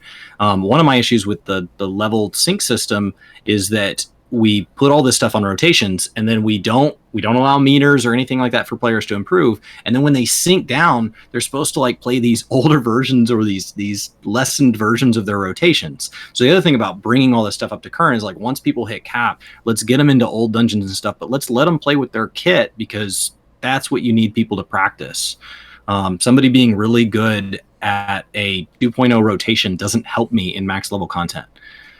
So I would probably say that a good healthy balance for me is 1 new dungeon and a remake of something old, so they're not totally starting from scratch on it. Well, like you said, 2 dungeons, because remake of an old dungeon, we got those. We got hard mode dungeons. Essentially, they were full like forward story, like moving the plot line of everything there. I think an Unreal dungeon along the same lines of what we have with the Unreal Trials is more reasonable, just to keep the roulette more, the actual expert roulette, a little more varied. Just literally on exactly the thing they're doing with Unreal. Don't need to make more of them, but you need to do the same work that actually brings the content up to the current level. My thing has always been Eureka. One of my favorite things that kind of came out of Eureka was that it didn't break the formula for Final Fantasy XIV's gearing system. It just became its own separate progression system. And if you cared, great. If you didn't, it didn't matter. It didn't take away from the stability that Final Fantasy XIV had to experiment a little bit. You could do all sorts of broken shit in there. And people were like, oh, this reflect farming thing. They definitely didn't see that coming, because they would never allow this. And Yoshi P's like, you think we don't know that reflect works on elementals? Like, we exactly planned for you guys to do this completely loopy stuff. Right. I feel like you can incorporate that into other elements of the game and get these like separate progression systems, but then I see Blue Mage, and I know people aren't always super receptive to that, because that is essentially its own separate little mini game / progression system. So I always think of like, need a re-railer, but we should talk about limited jobs. let me finish this, and then we can definitely talk about limited jobs. I want to add an idea to it, but go ahead, Happy. Yeah, like you could do something along, like people always talk about mythic dungeons from WoW. That's the number one comparison. We've brought it to Yoshi P before. He knows that it's an existence thing. It's no mystery. But if you want to take those same ideas like Logos actions and Eureka effects and stuff and just throw those into like an alternate version of the dungeons, and then you do the modifiers, I'd be okay with that having nothing to do with the game's actual progression towards item level for raiding and just it being its own separate piece of the game. That's the only thing I would do different with dungeons, pretty much, at this point. Do you still get tombstones? Just don't care. And I agree with chat. The people who want more dungeons are not equal to the number of people who want harder dungeons. That's one thing. Some people just want dungeons for the sake of having dungeons, because it's the content they experience the most. Whereas I don't want that. I would just want harder content. And that's because I always want harder content, and I'm the impossible gamer to please. And I'm aware of that. So, there's no way that they'll build or could ever build what the players demand. Like, especially with the wider variety. My mindset is really in more gamification of the existing systems. It's taking what we already have and finding ways to renovate it. And when I look at it, this is the where I've been, and talking with Yoshi P specifically, had major concerns with the overall architecture of the game itself, because you see this naturally where they've made changes to the fates, but they only exist in Shadowbringers. And that can't seem to trickle down, because the fate system in Shadowbringers isn't the fate system in Stormblood. It isn't the fate. It's called a fate. It looks like a fate, but it's not. It's not. And so design and engineering wise, that's where I start to go, okay, they're going to have to do a lot of work in order, and you'll never see the benefit. You'll never go and feel like, oh, wow, like they because Yoshi P even said they redid the entire Chocobo companion system with like 5.1. It's the same system to us, but the back end of it all has been redone, Right. So some things we never see. But my viewpoint is in gamification and hopefully empowering the devs to work smarter and not harder, because they'll never be able to have enough devs to throw with the content demand that players have. And so you talk about Mythic, but it's, in my mind, it's like, why not, like, when you beat the dungeon levels up. And now, even from, and we That's already have PSO2 talking to you right there, threat levels. Yeah, pretty much. Like you can then challenge the dungeon +1 or +2 or +10. And so from a difficulty perspective, and then every tier, you can start filtering in Heaven on High's like modifiers, like now, right. Like whatever. That's how Mythic Plus works. But I might be right. It's it's what Mythic Plus was. We know what the players want, but I'm saying that beyond like that, so players can find the difficulty that challenges them, so the content is fresh. It's then also about gamification and those rotators. Like if you go look in other games and how they manage this, every week there's a new strike that's the strike of the week in Destiny. And it just pulls from the content that exists, and it says, okay, now this strike is the pinnacle thing, and it's going to be challenging, and next week it's different. So if you want to get on it this week, but as a player, my critique of either Eureka, the extremes, or the a trial, expert trial, is it's two. It's no matter what, you're running through 2, maybe 3 different parts of the game. It doesn't matter. You're really going to get one. Maybe you're going to see another one occasionally, but you're going to get so tired of that environment. So how do you change that up? And it's like, okay, well, you look at, again, the whole theme park of the game itself. We've even talked about, why not, when you're in a 4-man, give you a score that you can go and brag. I've always been I've been a big PvPer in my career from a gaming perspective, but PvP doesn't have to be me versus you in combat. It could be me and you. Like, I gathered this much more ore than you did last week. And they've added in some of these leaderboards with like the rebuilding of Ishgard. But if you think about it in the concept, I went and last month I just spent like the whole month back in Gears 5, and I would go into my stats and I'd see like, oh, I didn't, my friend, he got a higher score on this content than me in this. All right, I'm going to go see if I can't beat his score. And then I did. And then I'm like, the next time he logs in, Peggle is another great example of this. Like, there's things that I've gone and done and had a lot of fun because we've gamified this content. Like you said, Mr. Havoc, don't have it break the raid. It doesn't need to break the raid, but we have this entire, like, an incredible amount of experience that we're not actually participating in because we're current. New players, they struggle with relating to this because they see this entire world they haven't experienced, and it's going to be a great joy for them, and I'm happy for them. And then I look at myself going, yeah, it's fun to do that, but you should give some kind of form of it, and it could come in a wide variety. Again, I don't expect the devs to go and flip these switches. I think a lot of that has to be designed in the core framework of the game.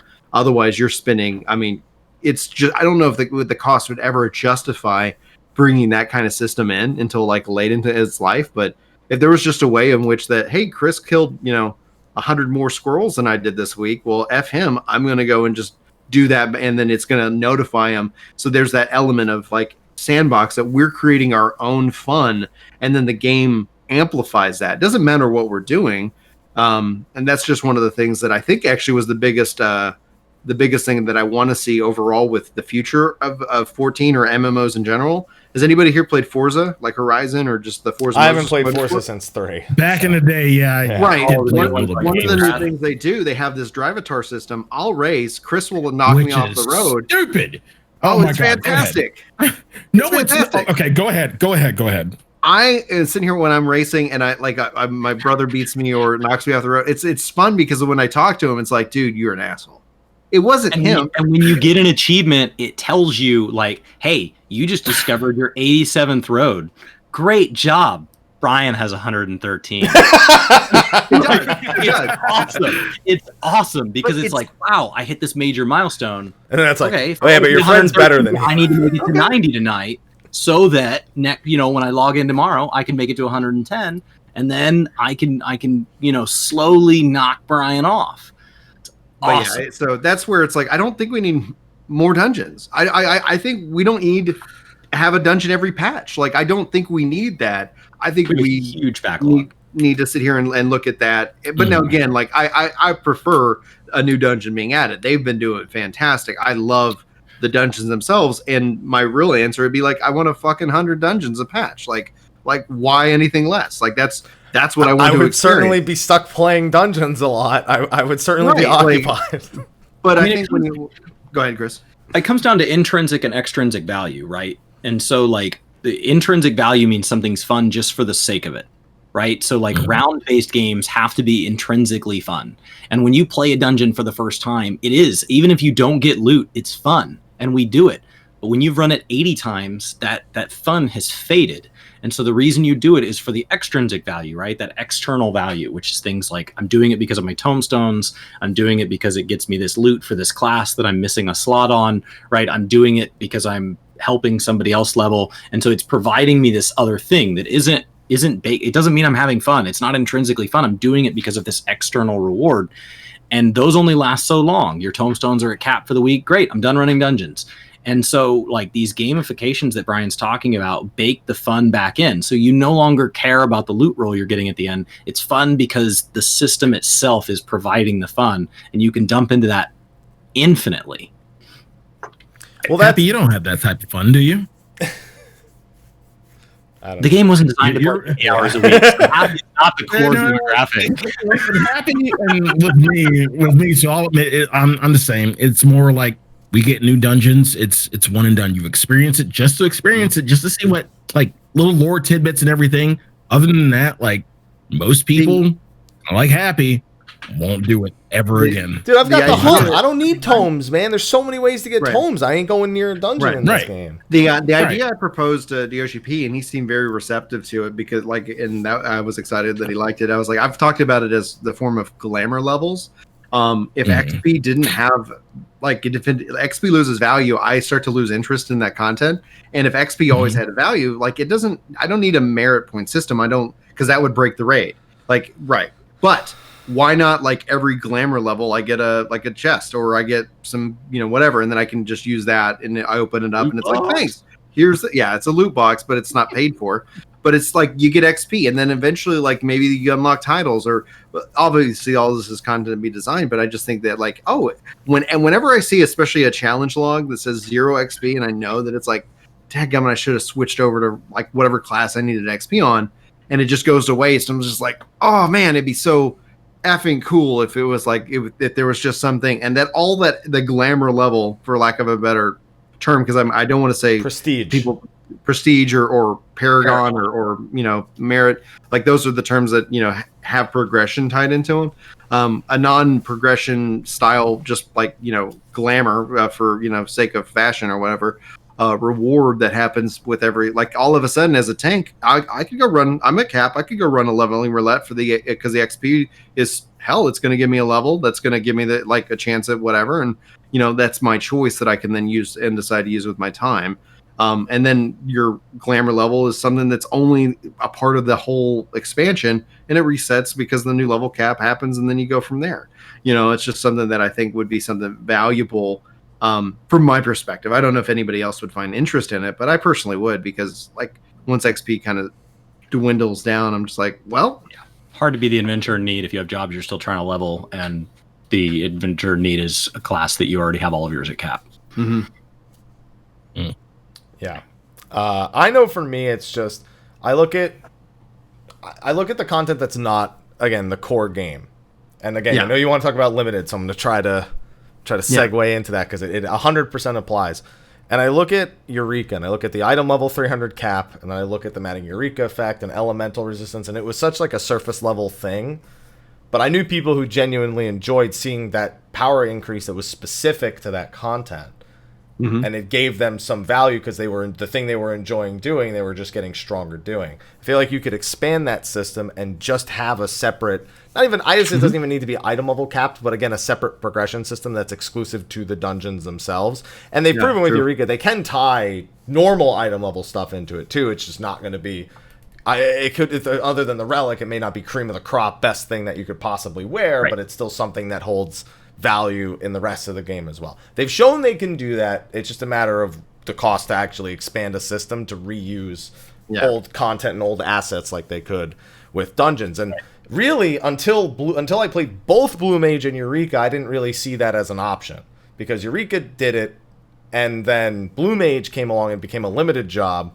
And I've enjoyed Blue Mage a lot. Like I said earlier with Paladin, it's given me value to old content. It's made me look at it in a different perspective. And it's given me the one thing that I'm always looking for in any game that I play.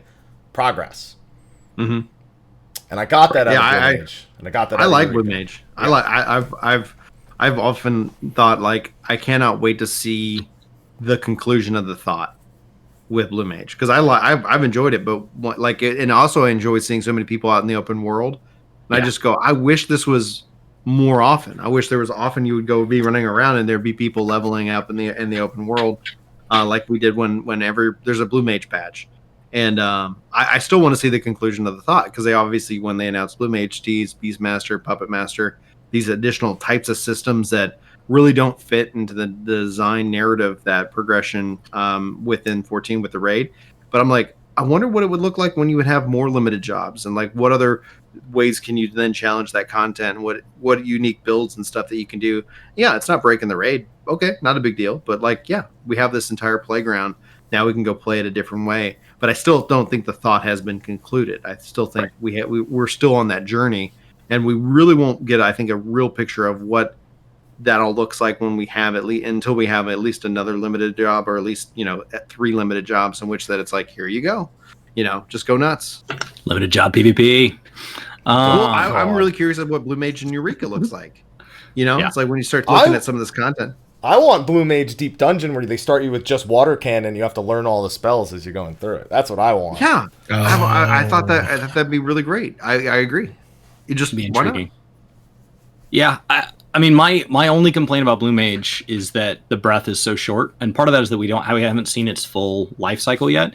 But also that like it brings all these people out into the world, and then they're all leveled up in like 24 hours, and then it's done.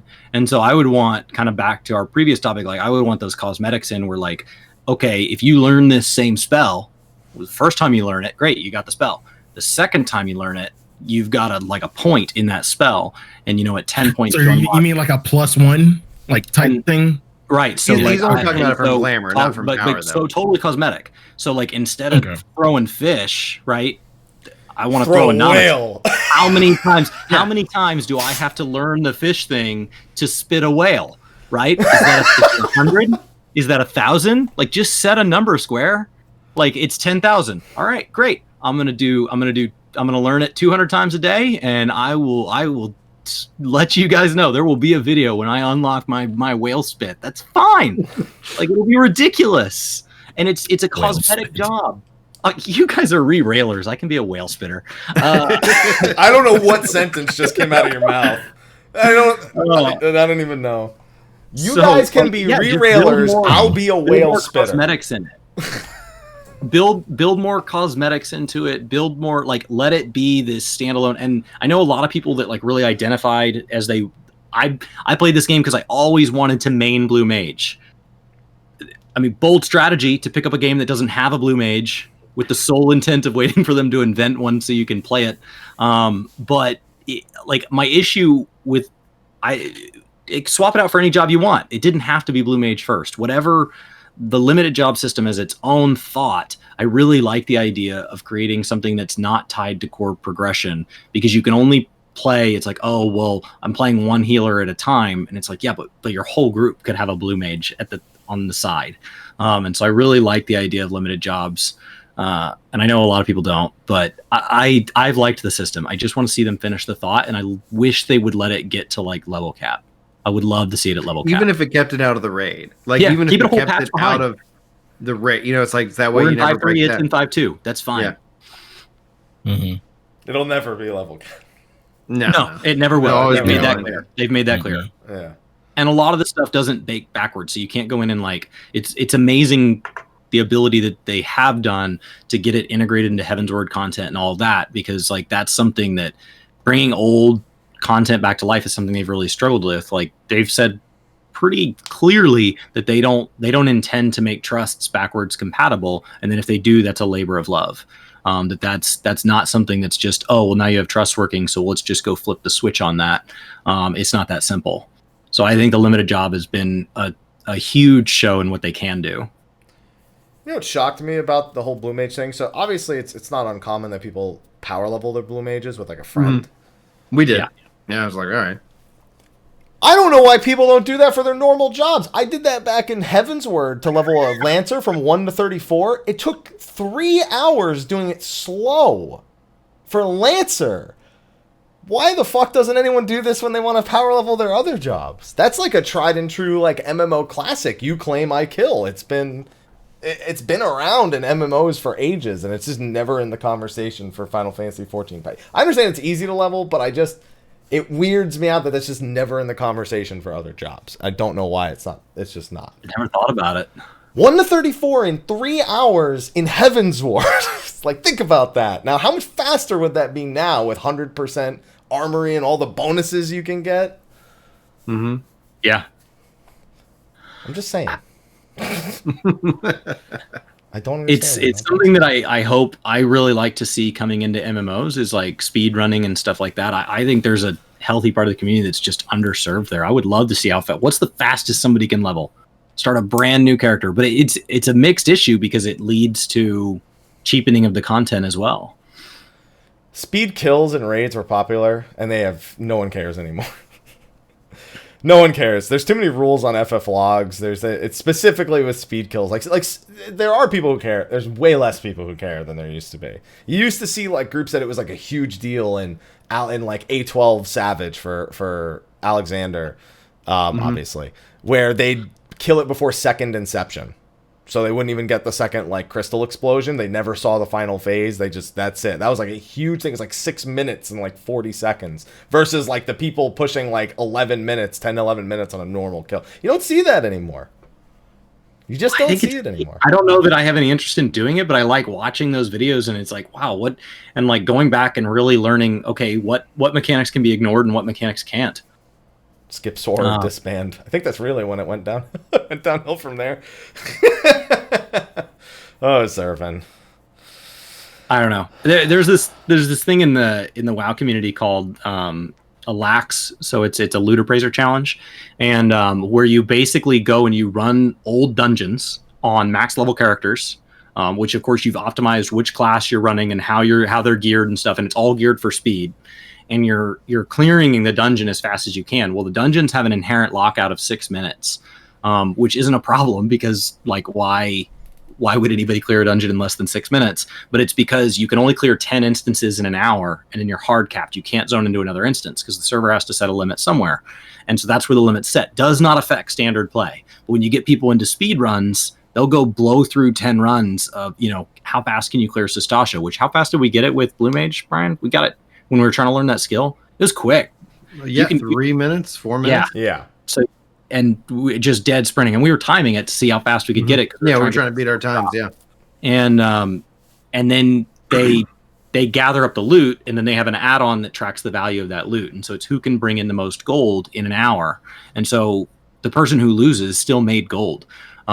So Brian's way earlier point was like, man, if dungeon loot had value, then you could make this whole gamification out of low-level dungeons, seeing how much gold you could farm in them. It did until you fucked with my desynthesis. Yoshi-P. You ruined it for me. Boo-hoo, cry me a river. You ruined it for me. I don't know why they did that change. I don't know. I mean, we know why, because they wanted to make it accessible. Wait, Chris, are you mad about it too? Oh, I am, and I didn't even have my. And people are like, well, you're just trying to be, because you're up at cap and you're trying to be elite. I'm not at cap, and I value those that are, because I think choice in game is what agency means.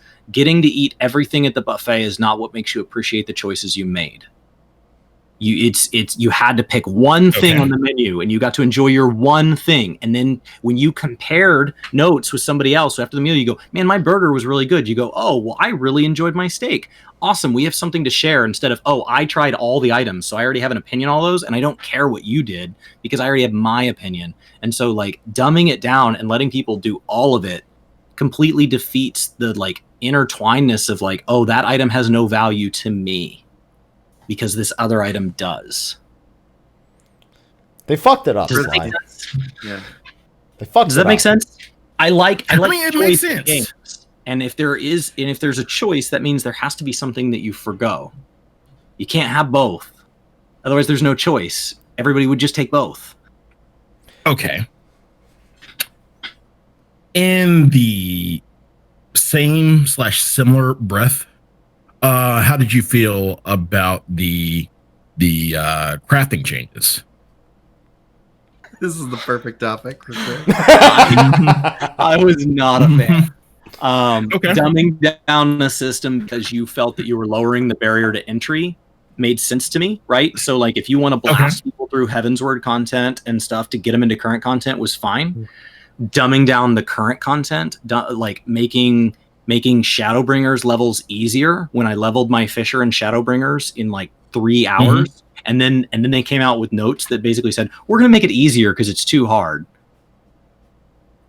Things have value because I earned them.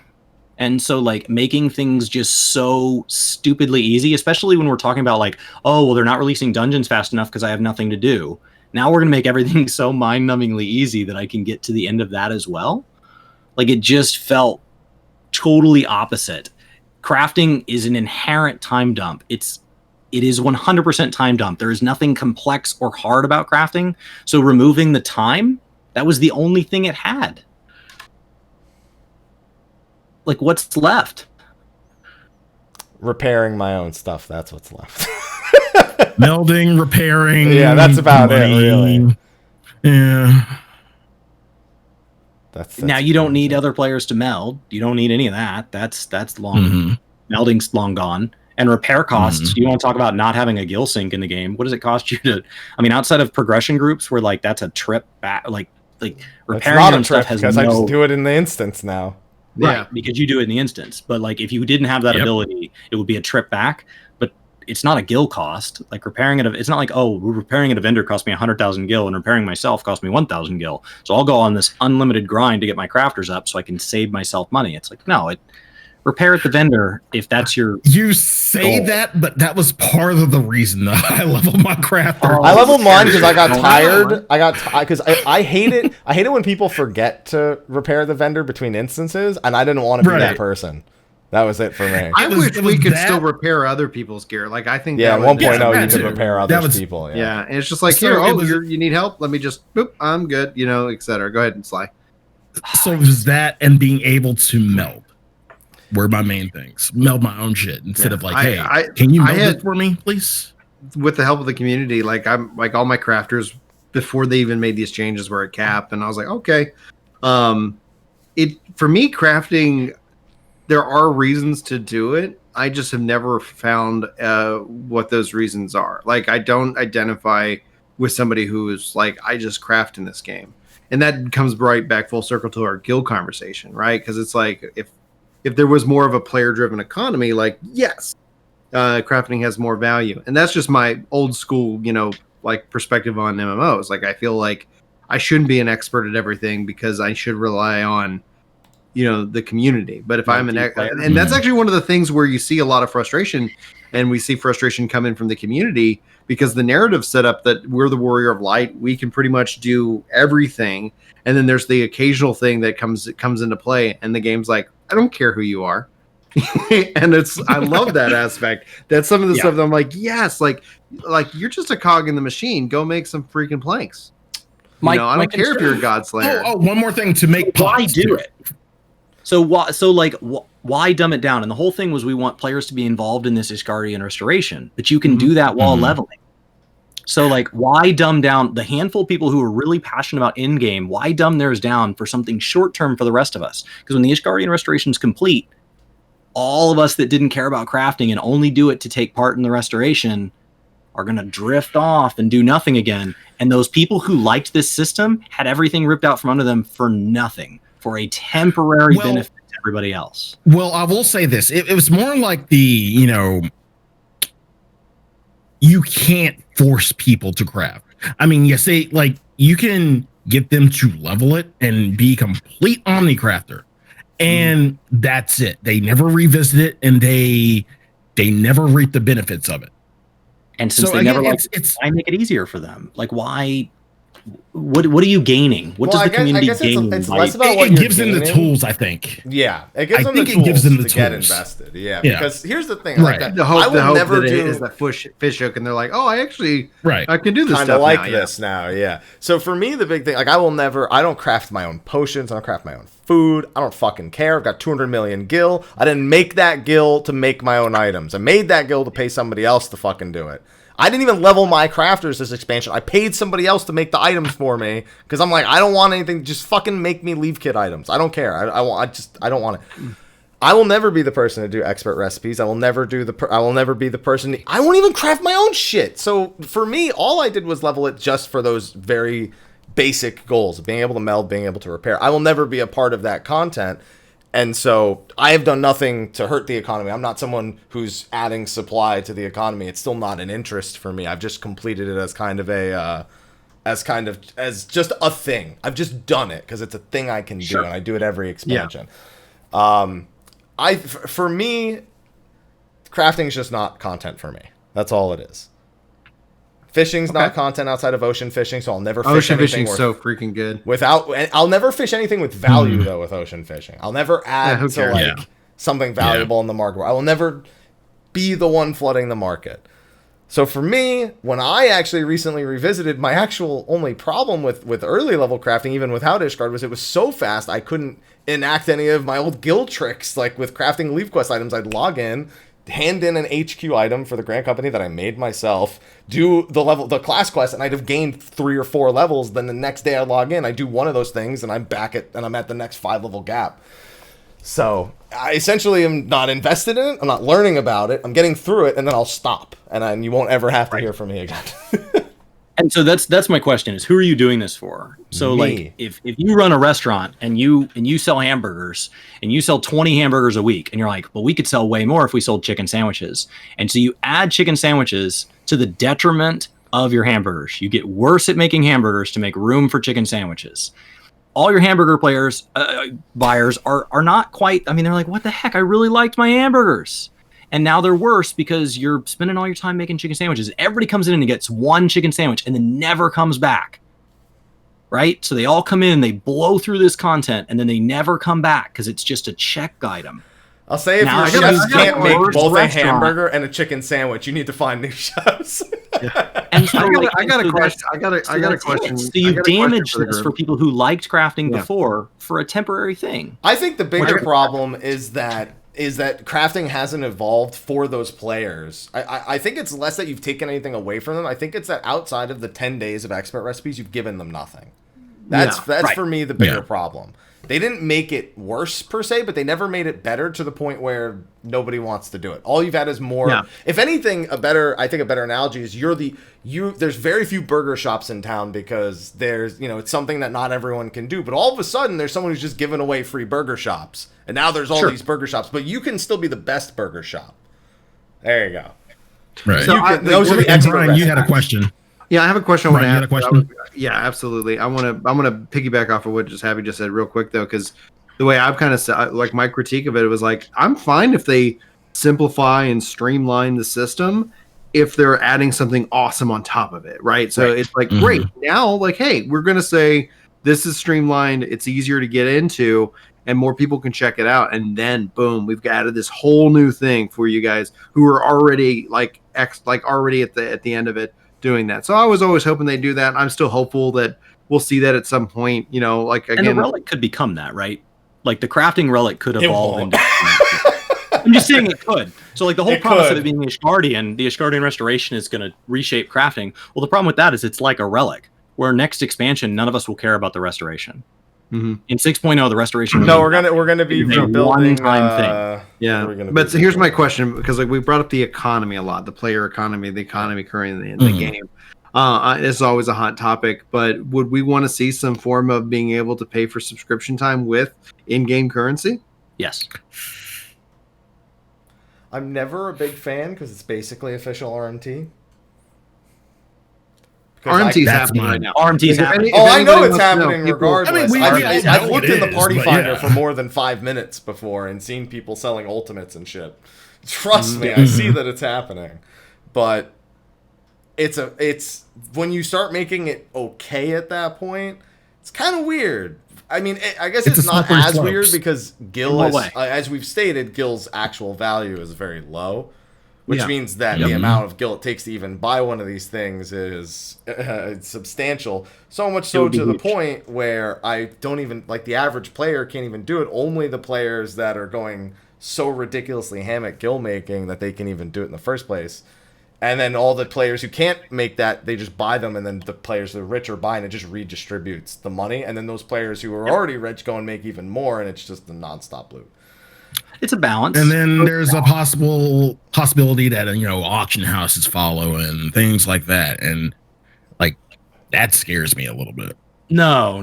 So, like, EVE Online has had this since, like, its inception.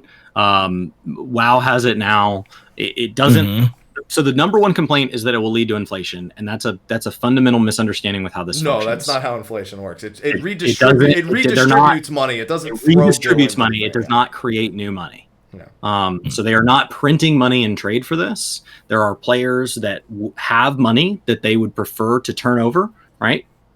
Instead of pay their subscription, and there are players that want money. That would be willing to pay that person's subscription. So this would be like knowing a friend at work or at school that you said, hey, if every month I deliver you 100 million gil on the first, will you pay my sub for me? And they say yes. That's all it is, except now we're allowing strangers to shake hands. And instead of a random company that's doing RMT, possibly skimming your account information or your credit card information, skimming profit off the top to do this for a living, Square Enix is skimming off the top, who is all I wanted to benefit in the first place. So here's what's going to happen. I'm going to give you the realistic result of this in Final Fantasy XIV. I'm going. If anyone doesn't know this, I'm going to blow your mind. If you go into the Party Finder and you find groups selling Ultimates or Savages, which on any given day on Ether, I can see quite a few of them. Not right now because it's kind of a low time, but I've seen 6, 7, 8. They aren't selling it for gil. I can tell you that right now. They're asking you for your Discord information. They're going to work it out with you in Discord, and they are going to charge you real money for it. These tokens are going to be a new way of paying for those services, is essentially what's going to happen. People will pay their subs with this because they already do. So they will take a token for a month and however many dollars off the top. That is exactly what will happen when these things hit the market, if they were to ever hit the market. So tokens only have so much value. Once I have 3 years of subscription paid in front of me, why do I want more tokens? Well, the thing is, what I'm saying is that service, they're going to do that occasionally, but it won't stop that service from happening because it is rampant in Final Fantasy XIV Endgame. So it won't like chip away at RMT in any. So actually that wouldn't play out in this case because the tokens aren't. I give you a token and I give you gil. It's done through a kind of a indiscriminate third party. Square it's done through an auction house. So there's a tab on the auction house in World of Warcraft that you go onto, and it tells you the current price that people are paying, and it handles that exchange. And so as people buy them, the price fluctuates. And so the token is not a tradable in-game item. I go to a tab in the auction house, and it tells me the current price. And everybody who goes and buys tokens, that affects that. And then everybody who goes to the Blizzard launcher and pays for gold to be delivered, driving it the other direction. I don't think it would be something. Okay, well then, so they won't even pay with question, that. But here's my answer. The service for those things just won't stop, but they transfer gil. They'll just take. They might actually do gil sales more only because they want to. No, they wouldn't because they're making. Trust me when I say I've seen the dark side of Final Fantasy 14. I've seen the dark side of it, and I know for a fact that those they're gonna keep charging. Then they just won't change what those players are already doing, essentially. Right? No, the life make it worse. The my answer to my own question is no, not yet, at least, because there's a whole system and different systems that we already discussed in length, talking about gil sinks, talking about. But I look at it even with the player shop, etc. Is that token. You have to give players, I think, a couple different choices for it to work in 14, and where I think it works in WoW is that you can then take that token, use it for your sub, or you can take that token and you can go buy another game on the Battle.net launcher, or you can buy some kind of glamour item, etc. I think when I look at the whole system in place, I think that's where maybe that was a part of their original design, though, because you have Krista. And Krista is a premium currency that you can use to pay your sub, and it works on multiple games within the Square Enix ecosystem. And I'm just wondering to see, like, as Yoshi P ramps up on the 2016 project, whatever that ends up being, if we'll start to see some kind of general Square Enix ecosystem or some unified subscription model. What else can you use Krista for in 14 besides the sub? I've never seen it. Can you use it on cosmetics yet? Like, I don't remember if you can or not. Oh, just on Mog Station, like not. Yeah, okay. like it's a currency. Like I know I can use it on 11 as well. But it's like I was like, I have this currency, and I actually was so funny because before 1.0 like did its thing, I had said I'm gonna buy 6 months of sub time, and so for the longest time before they started charging a sub for 1.0, I was still sitting on that original bank of 6 months, and that's one of the reasons why I stuck with the game, especially when it went free to play, because I said, okay, well, I'm gonna play this until my sub runs out, and then I'll reevaluate, and by that time, I think we were into 2.0 at some point. It was like, oh my gosh, like it was so funny because I was legacy before there was even a concept of legacy, because I was like, well, I spent this money in August 2010. Like, we're good. Like, let's go. All right, I'll sub. Oh my gosh. And then for the longest time, I had like 200 Krista just sitting out there because it didn't translate into like using my full thing. Just sitting there. Yeah. And I was just like, I wish there was something I could use this on. I wish there was some way of like, yeah, like let me turn that into Gil, or let me, regardless. Adds to a way to play. If you enjoy gathering, but you have no need for Gil, then right now you just gather for the sake of it. But if you're like, oh, well, if I go out and I set a goal, then at the end of this gathering, I can buy this item off the Mog Station. Yeah. Chat saying that you can use it. That's where it's like, I wish like with like the mounts and everything, like in the game, like I am still to this day annoyed at the cash shop within the game itself, because it fundamentally just changes the relationship. And I wish, even if it was a 1 in 1 trillionth of a chance, that stuff could drop in a random dungeon chest. Like, just so like where in the life of this entire time 10 things have ever dropped, like that would be much better, because it's like, well, there's a chance, open all those chests in the dungeon.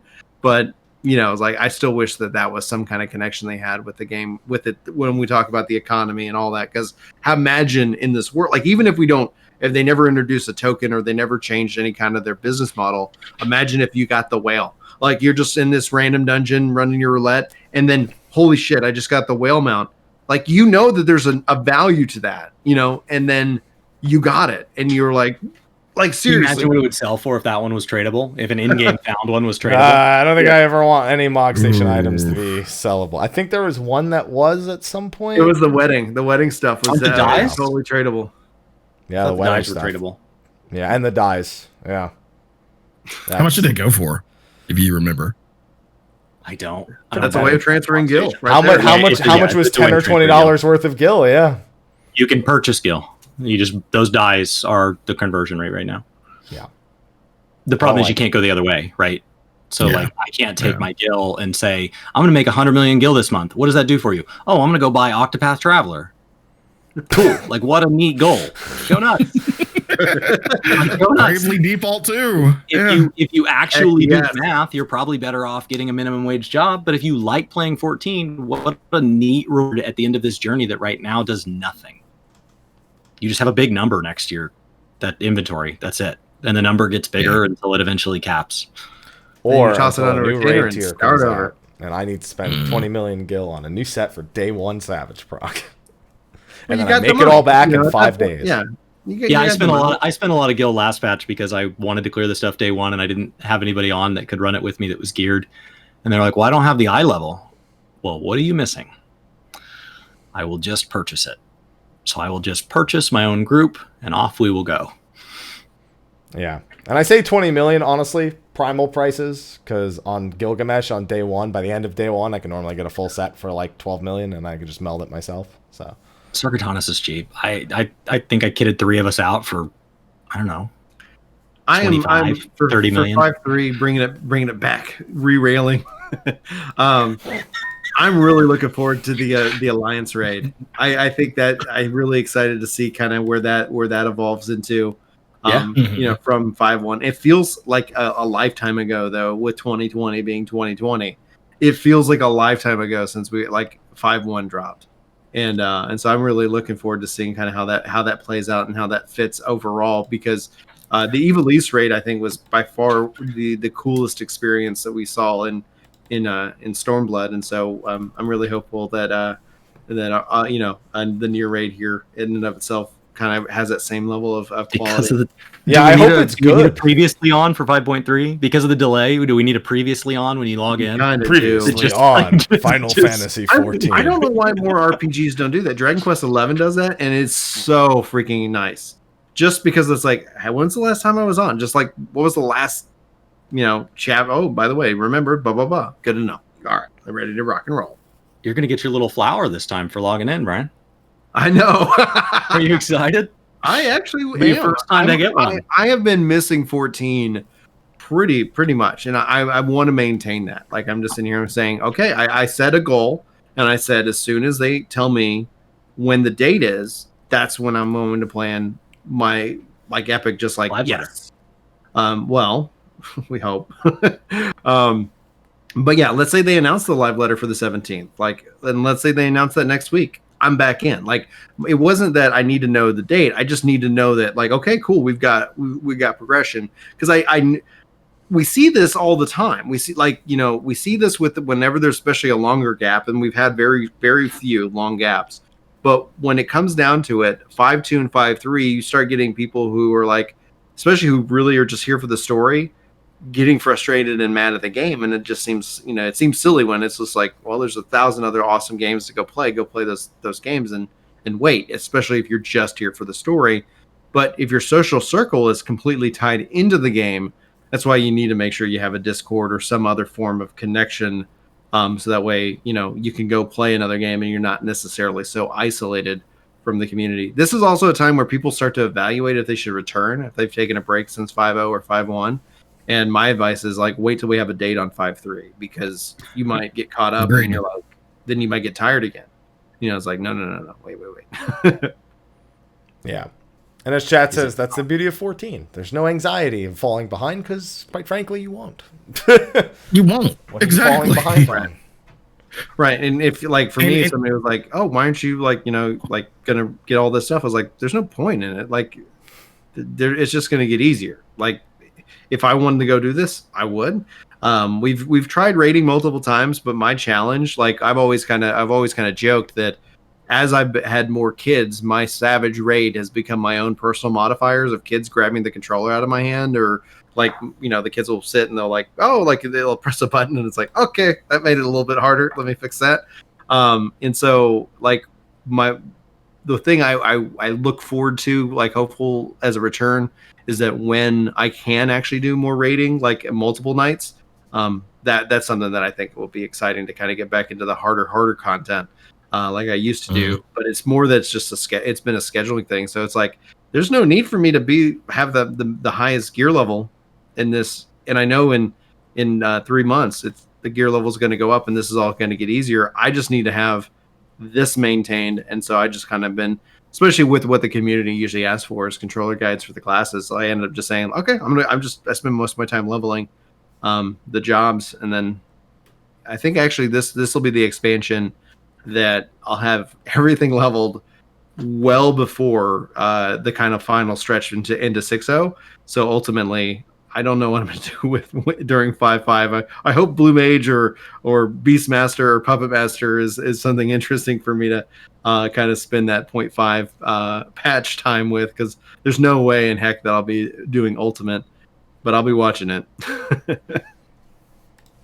Thank you for tuning into Ultimate. I plan on being in there. I watch you and your Ultimate, like, keep it up pretty much all day, and it's just always fun to hear all the swear words and hear, like, okay, it's like, it's just fascinating. It's such a great experience. I like to check in for an attempt or two and then switch to somebody else and be like, all right, so that's exactly where I left them 3 hours ago. For most people. Let me go find somebody else. A wall of coverage. Yep. Of Ultimate. It's like my Animal Crossing room. I've got 4 60-inch TVs on the wall in my stream room in Animal Crossing. And I just have them all flipped to the channels. That's exactly what it'll see. I have like 3 screens, so I can like put 3 streams on each screen, and probably more. Wow, you got through saying that really, really smoothly. 3 streams, 3 I couldn't even fucking do it right there. 3 streams. I had to like slow down. I couldn't even do it. Wood check, wood check. Yeah. But yeah. Oh, man. Okay. We've had a lot of fun discussing our expectations for 5.3. Again, it's the most we've talked about Final Fantasy 14 in weeks on this podcast. In months, yeah. Yeah, there's no doubt about that. But we are now 2.5 hours into the show. So we should probably wind things down a little bit and get to the closing. So before we do, I do my sponsor read and you guys, sign off, or you can find that whole thing, and then like 5 minutes of post show. Any last things for us to touch upon in regards to the actual content of the podcast? Anything at all? No, I mean, my one question for you, as somebody who really follows the timeline and has been very clear in putting out the timeline, is: do you think that this 5.3 delay ripples out and delays the expansion? Yeah, 100%. Yes. And does that then delay all future expansions? Are we now just on a perpetual COVID shift for the rest of time? We were already more than likely. Yeah, every expansion was already kind of like a week behind the last one. It seems like the first one was June 20th, and I think it was like June 23rd. Then it was like July 3rd, and I suspected this would have been like July 10th or July 12th or whatever. I don't know.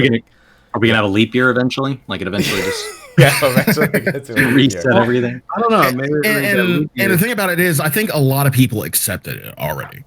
Like a lot of people went in knowing that once this happened, once everything happened, like the content schedule would be shifted. And I think think Shadowbringers is this good, right? Like, you think they would have been this accepting if it had been like just Stormblood 2? Stormblood? No. I mean, it is not. Stormblood 2. It's SP. Probably not. I mean, they would have been accepting, but and we talked about this the other week. The point where people get antsy would have probably been sooner rather than later. Let's just say this: 3.1 happened. We'll make it.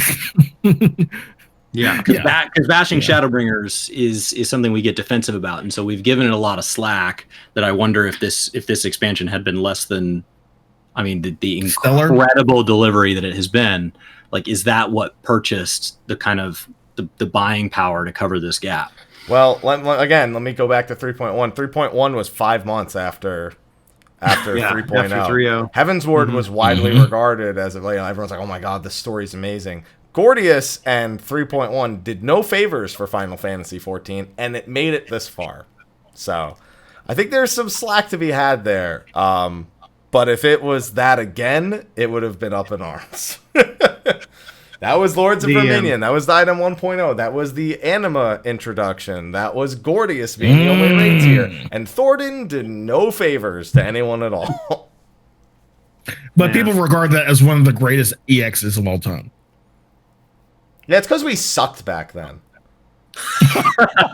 I'm not gonna lie. People couldn't look at 3 knights charging and go, how do I get away from this? Think about that.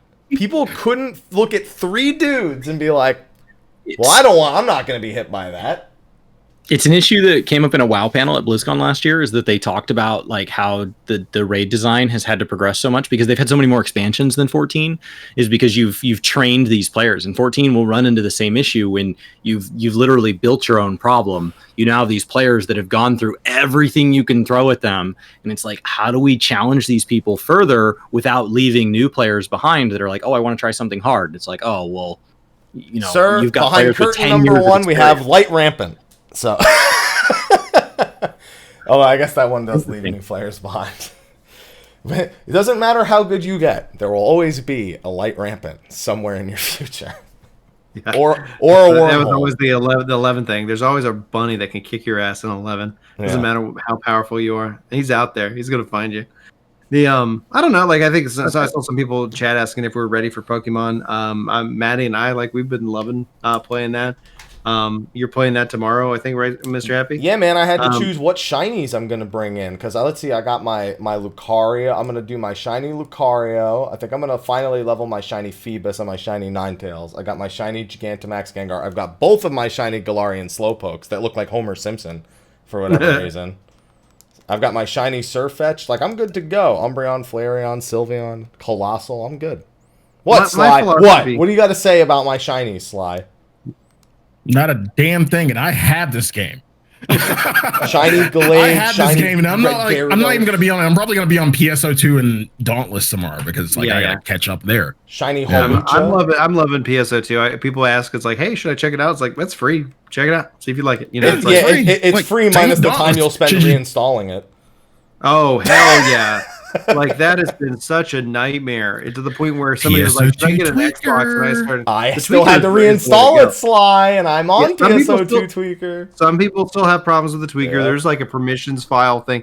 Like I've put out some videos on just helping people, and people are like, I've been able to help a lot of people, but at the end of the day, like there's still just some random anyway. I don't want to like harp on that. On Steam, man. I think essentially to bring it back, kind of a final thought for Final Fantasy 14. At least like from when Yoshi P first made his introduction to us in a live letter on New Year's, from that point where he took over 14 and we started seeing kind of the evolution of it. I'm definitely a believer in him and his team and what he's trying to accomplish, and I'm very much looking forward to whatever his next project is. And I always kind of say people, whenever they start feeling stressed or anxious or worried about the game itself, is like, no, you need to know that if the devs can, they will. And it's more evident than anything with the varying love passion projects that they do outside of normal business scheduling hours. Like if they can, they will. However, we need to make sure we give them a modicum of grace so that we're not sitting here, like it's great to ask and want and be excited about things, but it also needs to be tempered with the fact that like it's just not going to be a light switch and you need to follow the advice of Yoshi P. And when he tells you, like, sometimes you just need to go play another game, and that's perfectly fine.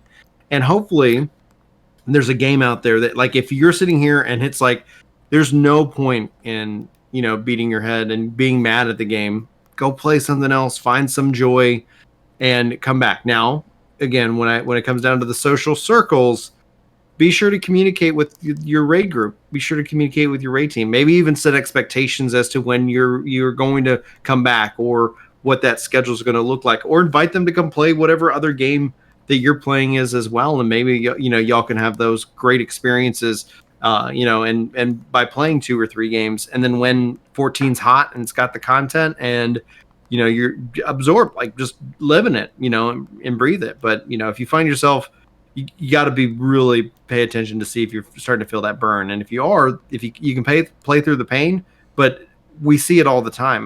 More than often than not, the people who play through burnout are the most anti-14 people, and they try to drive people out of the game, or they try to drive people away from the game. And we see it on our videos, and that's why we make certain videos for people to help welcome them into a discussion and things like that. So it's one of the things that it's like, I have such a love for this game, and it's always interesting how people perceive me.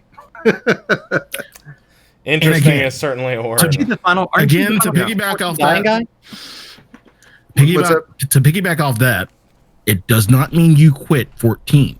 Sly, why did you quit 14? Why'd you quit? Eat a dick.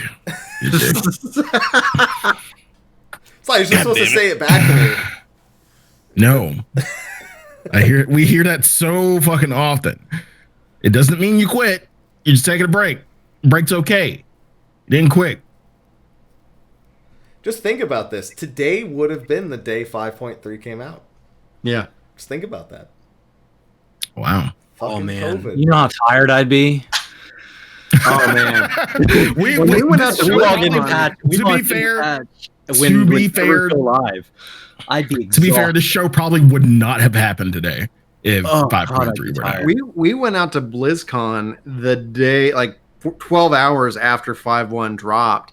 And so we were working guides, we were working on the content, so people could all have our guides out. Yep. And then we were on a plane. It was exhausting. That was the hardest patch. People are like, what are you guys thinking of this patch? And it's like, well, we cleared the whole thing in like 12 hours. And the only way you clear it that fast is like we divided things up. So there were things I didn't get to that Brian, and so that's what we had to come back to. Was like, let me go back and do all the stuff Brian got to do. The face says a lot. Okay. With those closing notes, gentlemen, I think it's time we wrapped up the show. Managed to pull it out another 10 minutes on the closing thoughts, and that's okay. People will enjoy the long show on YouTube. Thank you, Yeah. both of you, for Thank you. joining us this show. Before I let you sign off, just a quick reminder. Thank you to SteelSeries for being the sponsor of State of the Realm and my channel in general. There will be another giveaway in the description of this video. Last month's winner I'll pull and contact off stream, and just off. There's a winner. That's all you need to know, because I haven't pulled them yet. Also, thank you to our patrons. Their names have been scrolling in the top right corner of the screen the entire time. And special thanks to our patrons of Darkness, Khuja Cross, on Jenova, and Kurenai Oni, who've been patrons of Darkness and have gone above and beyond supporting even through everything that has been happening. Thank you to both of you, and thank you to our patrons and SteelSeries. Now, gentlemen, which order shall we do this in? Who wants to go first? Who wants to sign off first? We can't even swap the scenes over because my OBS and my scenes are all sorts of screwed ever since I lost the hard drive with State of the Realm stuff on. Oh, man, that's so rough. Yeah, I've backed everything up triple since then, but I still don't have those things, and should probably do a complete rebrand of everything that's here while I'm at it. Yeah, it's probably what's coming up, Sly. So It's heartbreaking. yeah, no, it's an opportunity. I just have to do it. That's the way I look at it. All right, Brian, I elect you. Okay. Love you guys. My name's Brian. Thank you. I love you too. Stay in school, and you can check us out at Work to Game on YouTube primarily. We occasionally stream. You can also check me out also on Ginger Prime as well, where I post about Phantasy Star Online and other action RPGs. So yeah, that's me. Peace. Chris? I mean, he said it so well. No, we have a blast on Work to Game. We predominantly moved to that more and more just Final Fantasy content, but we do play other games, and so occasionally something comes up there. But it's pretty much, if it has Final Fantasy in the name, we cover it. We really just want to have the conversation over there. That's really it. So like, we welcome all things in the comments. We don't delete comments unless you're just coming in and dropping all sorts of profanity and death threats and things like that. Yeah. Come in and disagree with us. Death threats We started the channel because every once in a while we disagreed on something and we wanted a third party to be the judge, or we both saw it the same way and we wanted a different perspective. And so coming over and sharing that with us is really what the channel means the most to us. How people do this full time, I have immense admiration for. We thankfully are in a position to just do it for the comments. Well, thank you. Thank you, both of you, for coming on. Thank you. Hopefully, Work to Game, see more from you guys as 5.3 comes up. And I don't know why I'm talking so slow. So Sly, why don't you I said a really good tone. Real chill. One thing I will go ahead and disagree with. Travatars fucking suck. What sucks? It's one thing I'm gonna say. That's fine. Drivatars. We were talking about Forza earlier. Forza, yeah. Oh, It's yeah, trust yeah, system, okay. except Like your I said, friend it's been a that long always time. runs into fire now can run into fire even when they're offline. We started. But hi, I'm Sly. I'm playing anything and everything right now. You can find me on twitch.tv/Sly, aka Gray Fox, Twitter @Sly the Fox. Like tomorrow and probably Friday when I get all my rubs and spices. I'll be making wings on stream because why not? Happy? I'm gonna watch. Oh, that was the transition? Okay. Yeah. Yeah, I'm happy I won't be making wings on stream. I eat them on stream occasionally, but I don't make them on stream. I want wings. Yeah, me too. You can find me Mr. Happy1227 Twitter, Sounds Twitch, wonderful. Facebook, YouTube, and Instagram. Only doing some very limited YouTube content right now because I've been absorbed in trying to play a bunch of different games, and also Twitch has been kind of fucky with me trying to get footage. It took me a whole day to make highlights yesterday because of the widespread North America DDoS attack. So that PSO2 video I was working on took a little while, but now they're finally done. I'll probably get it out in the next day or two. Torchlight, PSO2, Pokemon, so many things waiting for the end of summer. And not to mention, end of summer looks like it'll probably be a PSO2 update, a 14 update, New World from Amazon. And that's going to be quite time consuming across 3 MMOs. So yeah, beta for New World kicks off July 23rd. Beta kicks off for July 23rd. So if we have 5.3 around that time, man, that's gonna be tiring. It's March, April all over again. Not to mention its official launch is a month later, which is right in time with when Basja would potentially be, which is also right around the time PSO2 gets its episode 4 update. Yeah. It's a great time to be a gamer because if any of those don't immediately land on their feet, you don't have to push through. You can just switch to playing the other one. Yeah, and I guess Cyberpunk's happening at some point. Whatever. September. Yeah. September for Cyberpunk. Whenever it happens. Same I've thing tried with to stop Beyond being Light. excited about that one. I'm excited for Beyond Light, and then I know people will be excited, and then they'll grind it out, and then they'll be mad because that's the Destiny cycle. What if I call Shadowlands is good out of the gate? Man, that would be something. Oh, if Shadowlands comes out the gate strong, they're going to support controllers. So I've said that I'm going to have to go touch Shadowlands and play it on a controller because I always said like, does it support controller? And they're like, with mods and with add-ons. I'm like, well, tell me when I don't have to do that shit, and I'll go check it out. Enjoy. With that, we're going to move on to a very short post show because Gone with the Wind starts in 13 minutes in PSO2, and I really need Rising 2 badges. So we're going to Thank you for having us. This is like one of those like Thank you for coming. Yeah. on our like bingo card of completing YouTube. Being on State of the Realm as a Final Fantasy creator is like definitely one of those. Bingo. I still need he's 4 not more lying. bingo cards. We were all- I'm not Yeah, lying. so too. It's something we've talked about at some point. It's like, Yeah. oh, well. We've always said, like, I'll never invite myself on a podcast, but I always love getting invited on podcasts. And for some reason, some people have been starting to invite me on podcasts. So I'm like, great. I've made it. That's like what my friends say back in New Jersey when they found out I was moving to California. Like, you made it. And I'm like, what is it? What is that? What are you talking about? Like, you made it. You just man. set these arbitrary lines. You made it. Like, mark Yeah, they're just progression. setting arbitrary lines. Like, you Like, made it, bro. it's one of those things. And they Like, say it very New Jersey, where it's Made like, it. where it literally is like, yo, you made it, bruh. Yeah. Gotta make that face. All right. Thank you, everyone, for joining us. We will see you next week or for the next 5 minutes, and then we'll see you next week. Thank you for joining. See you then. Have a good one, everyone. Later. See you next week.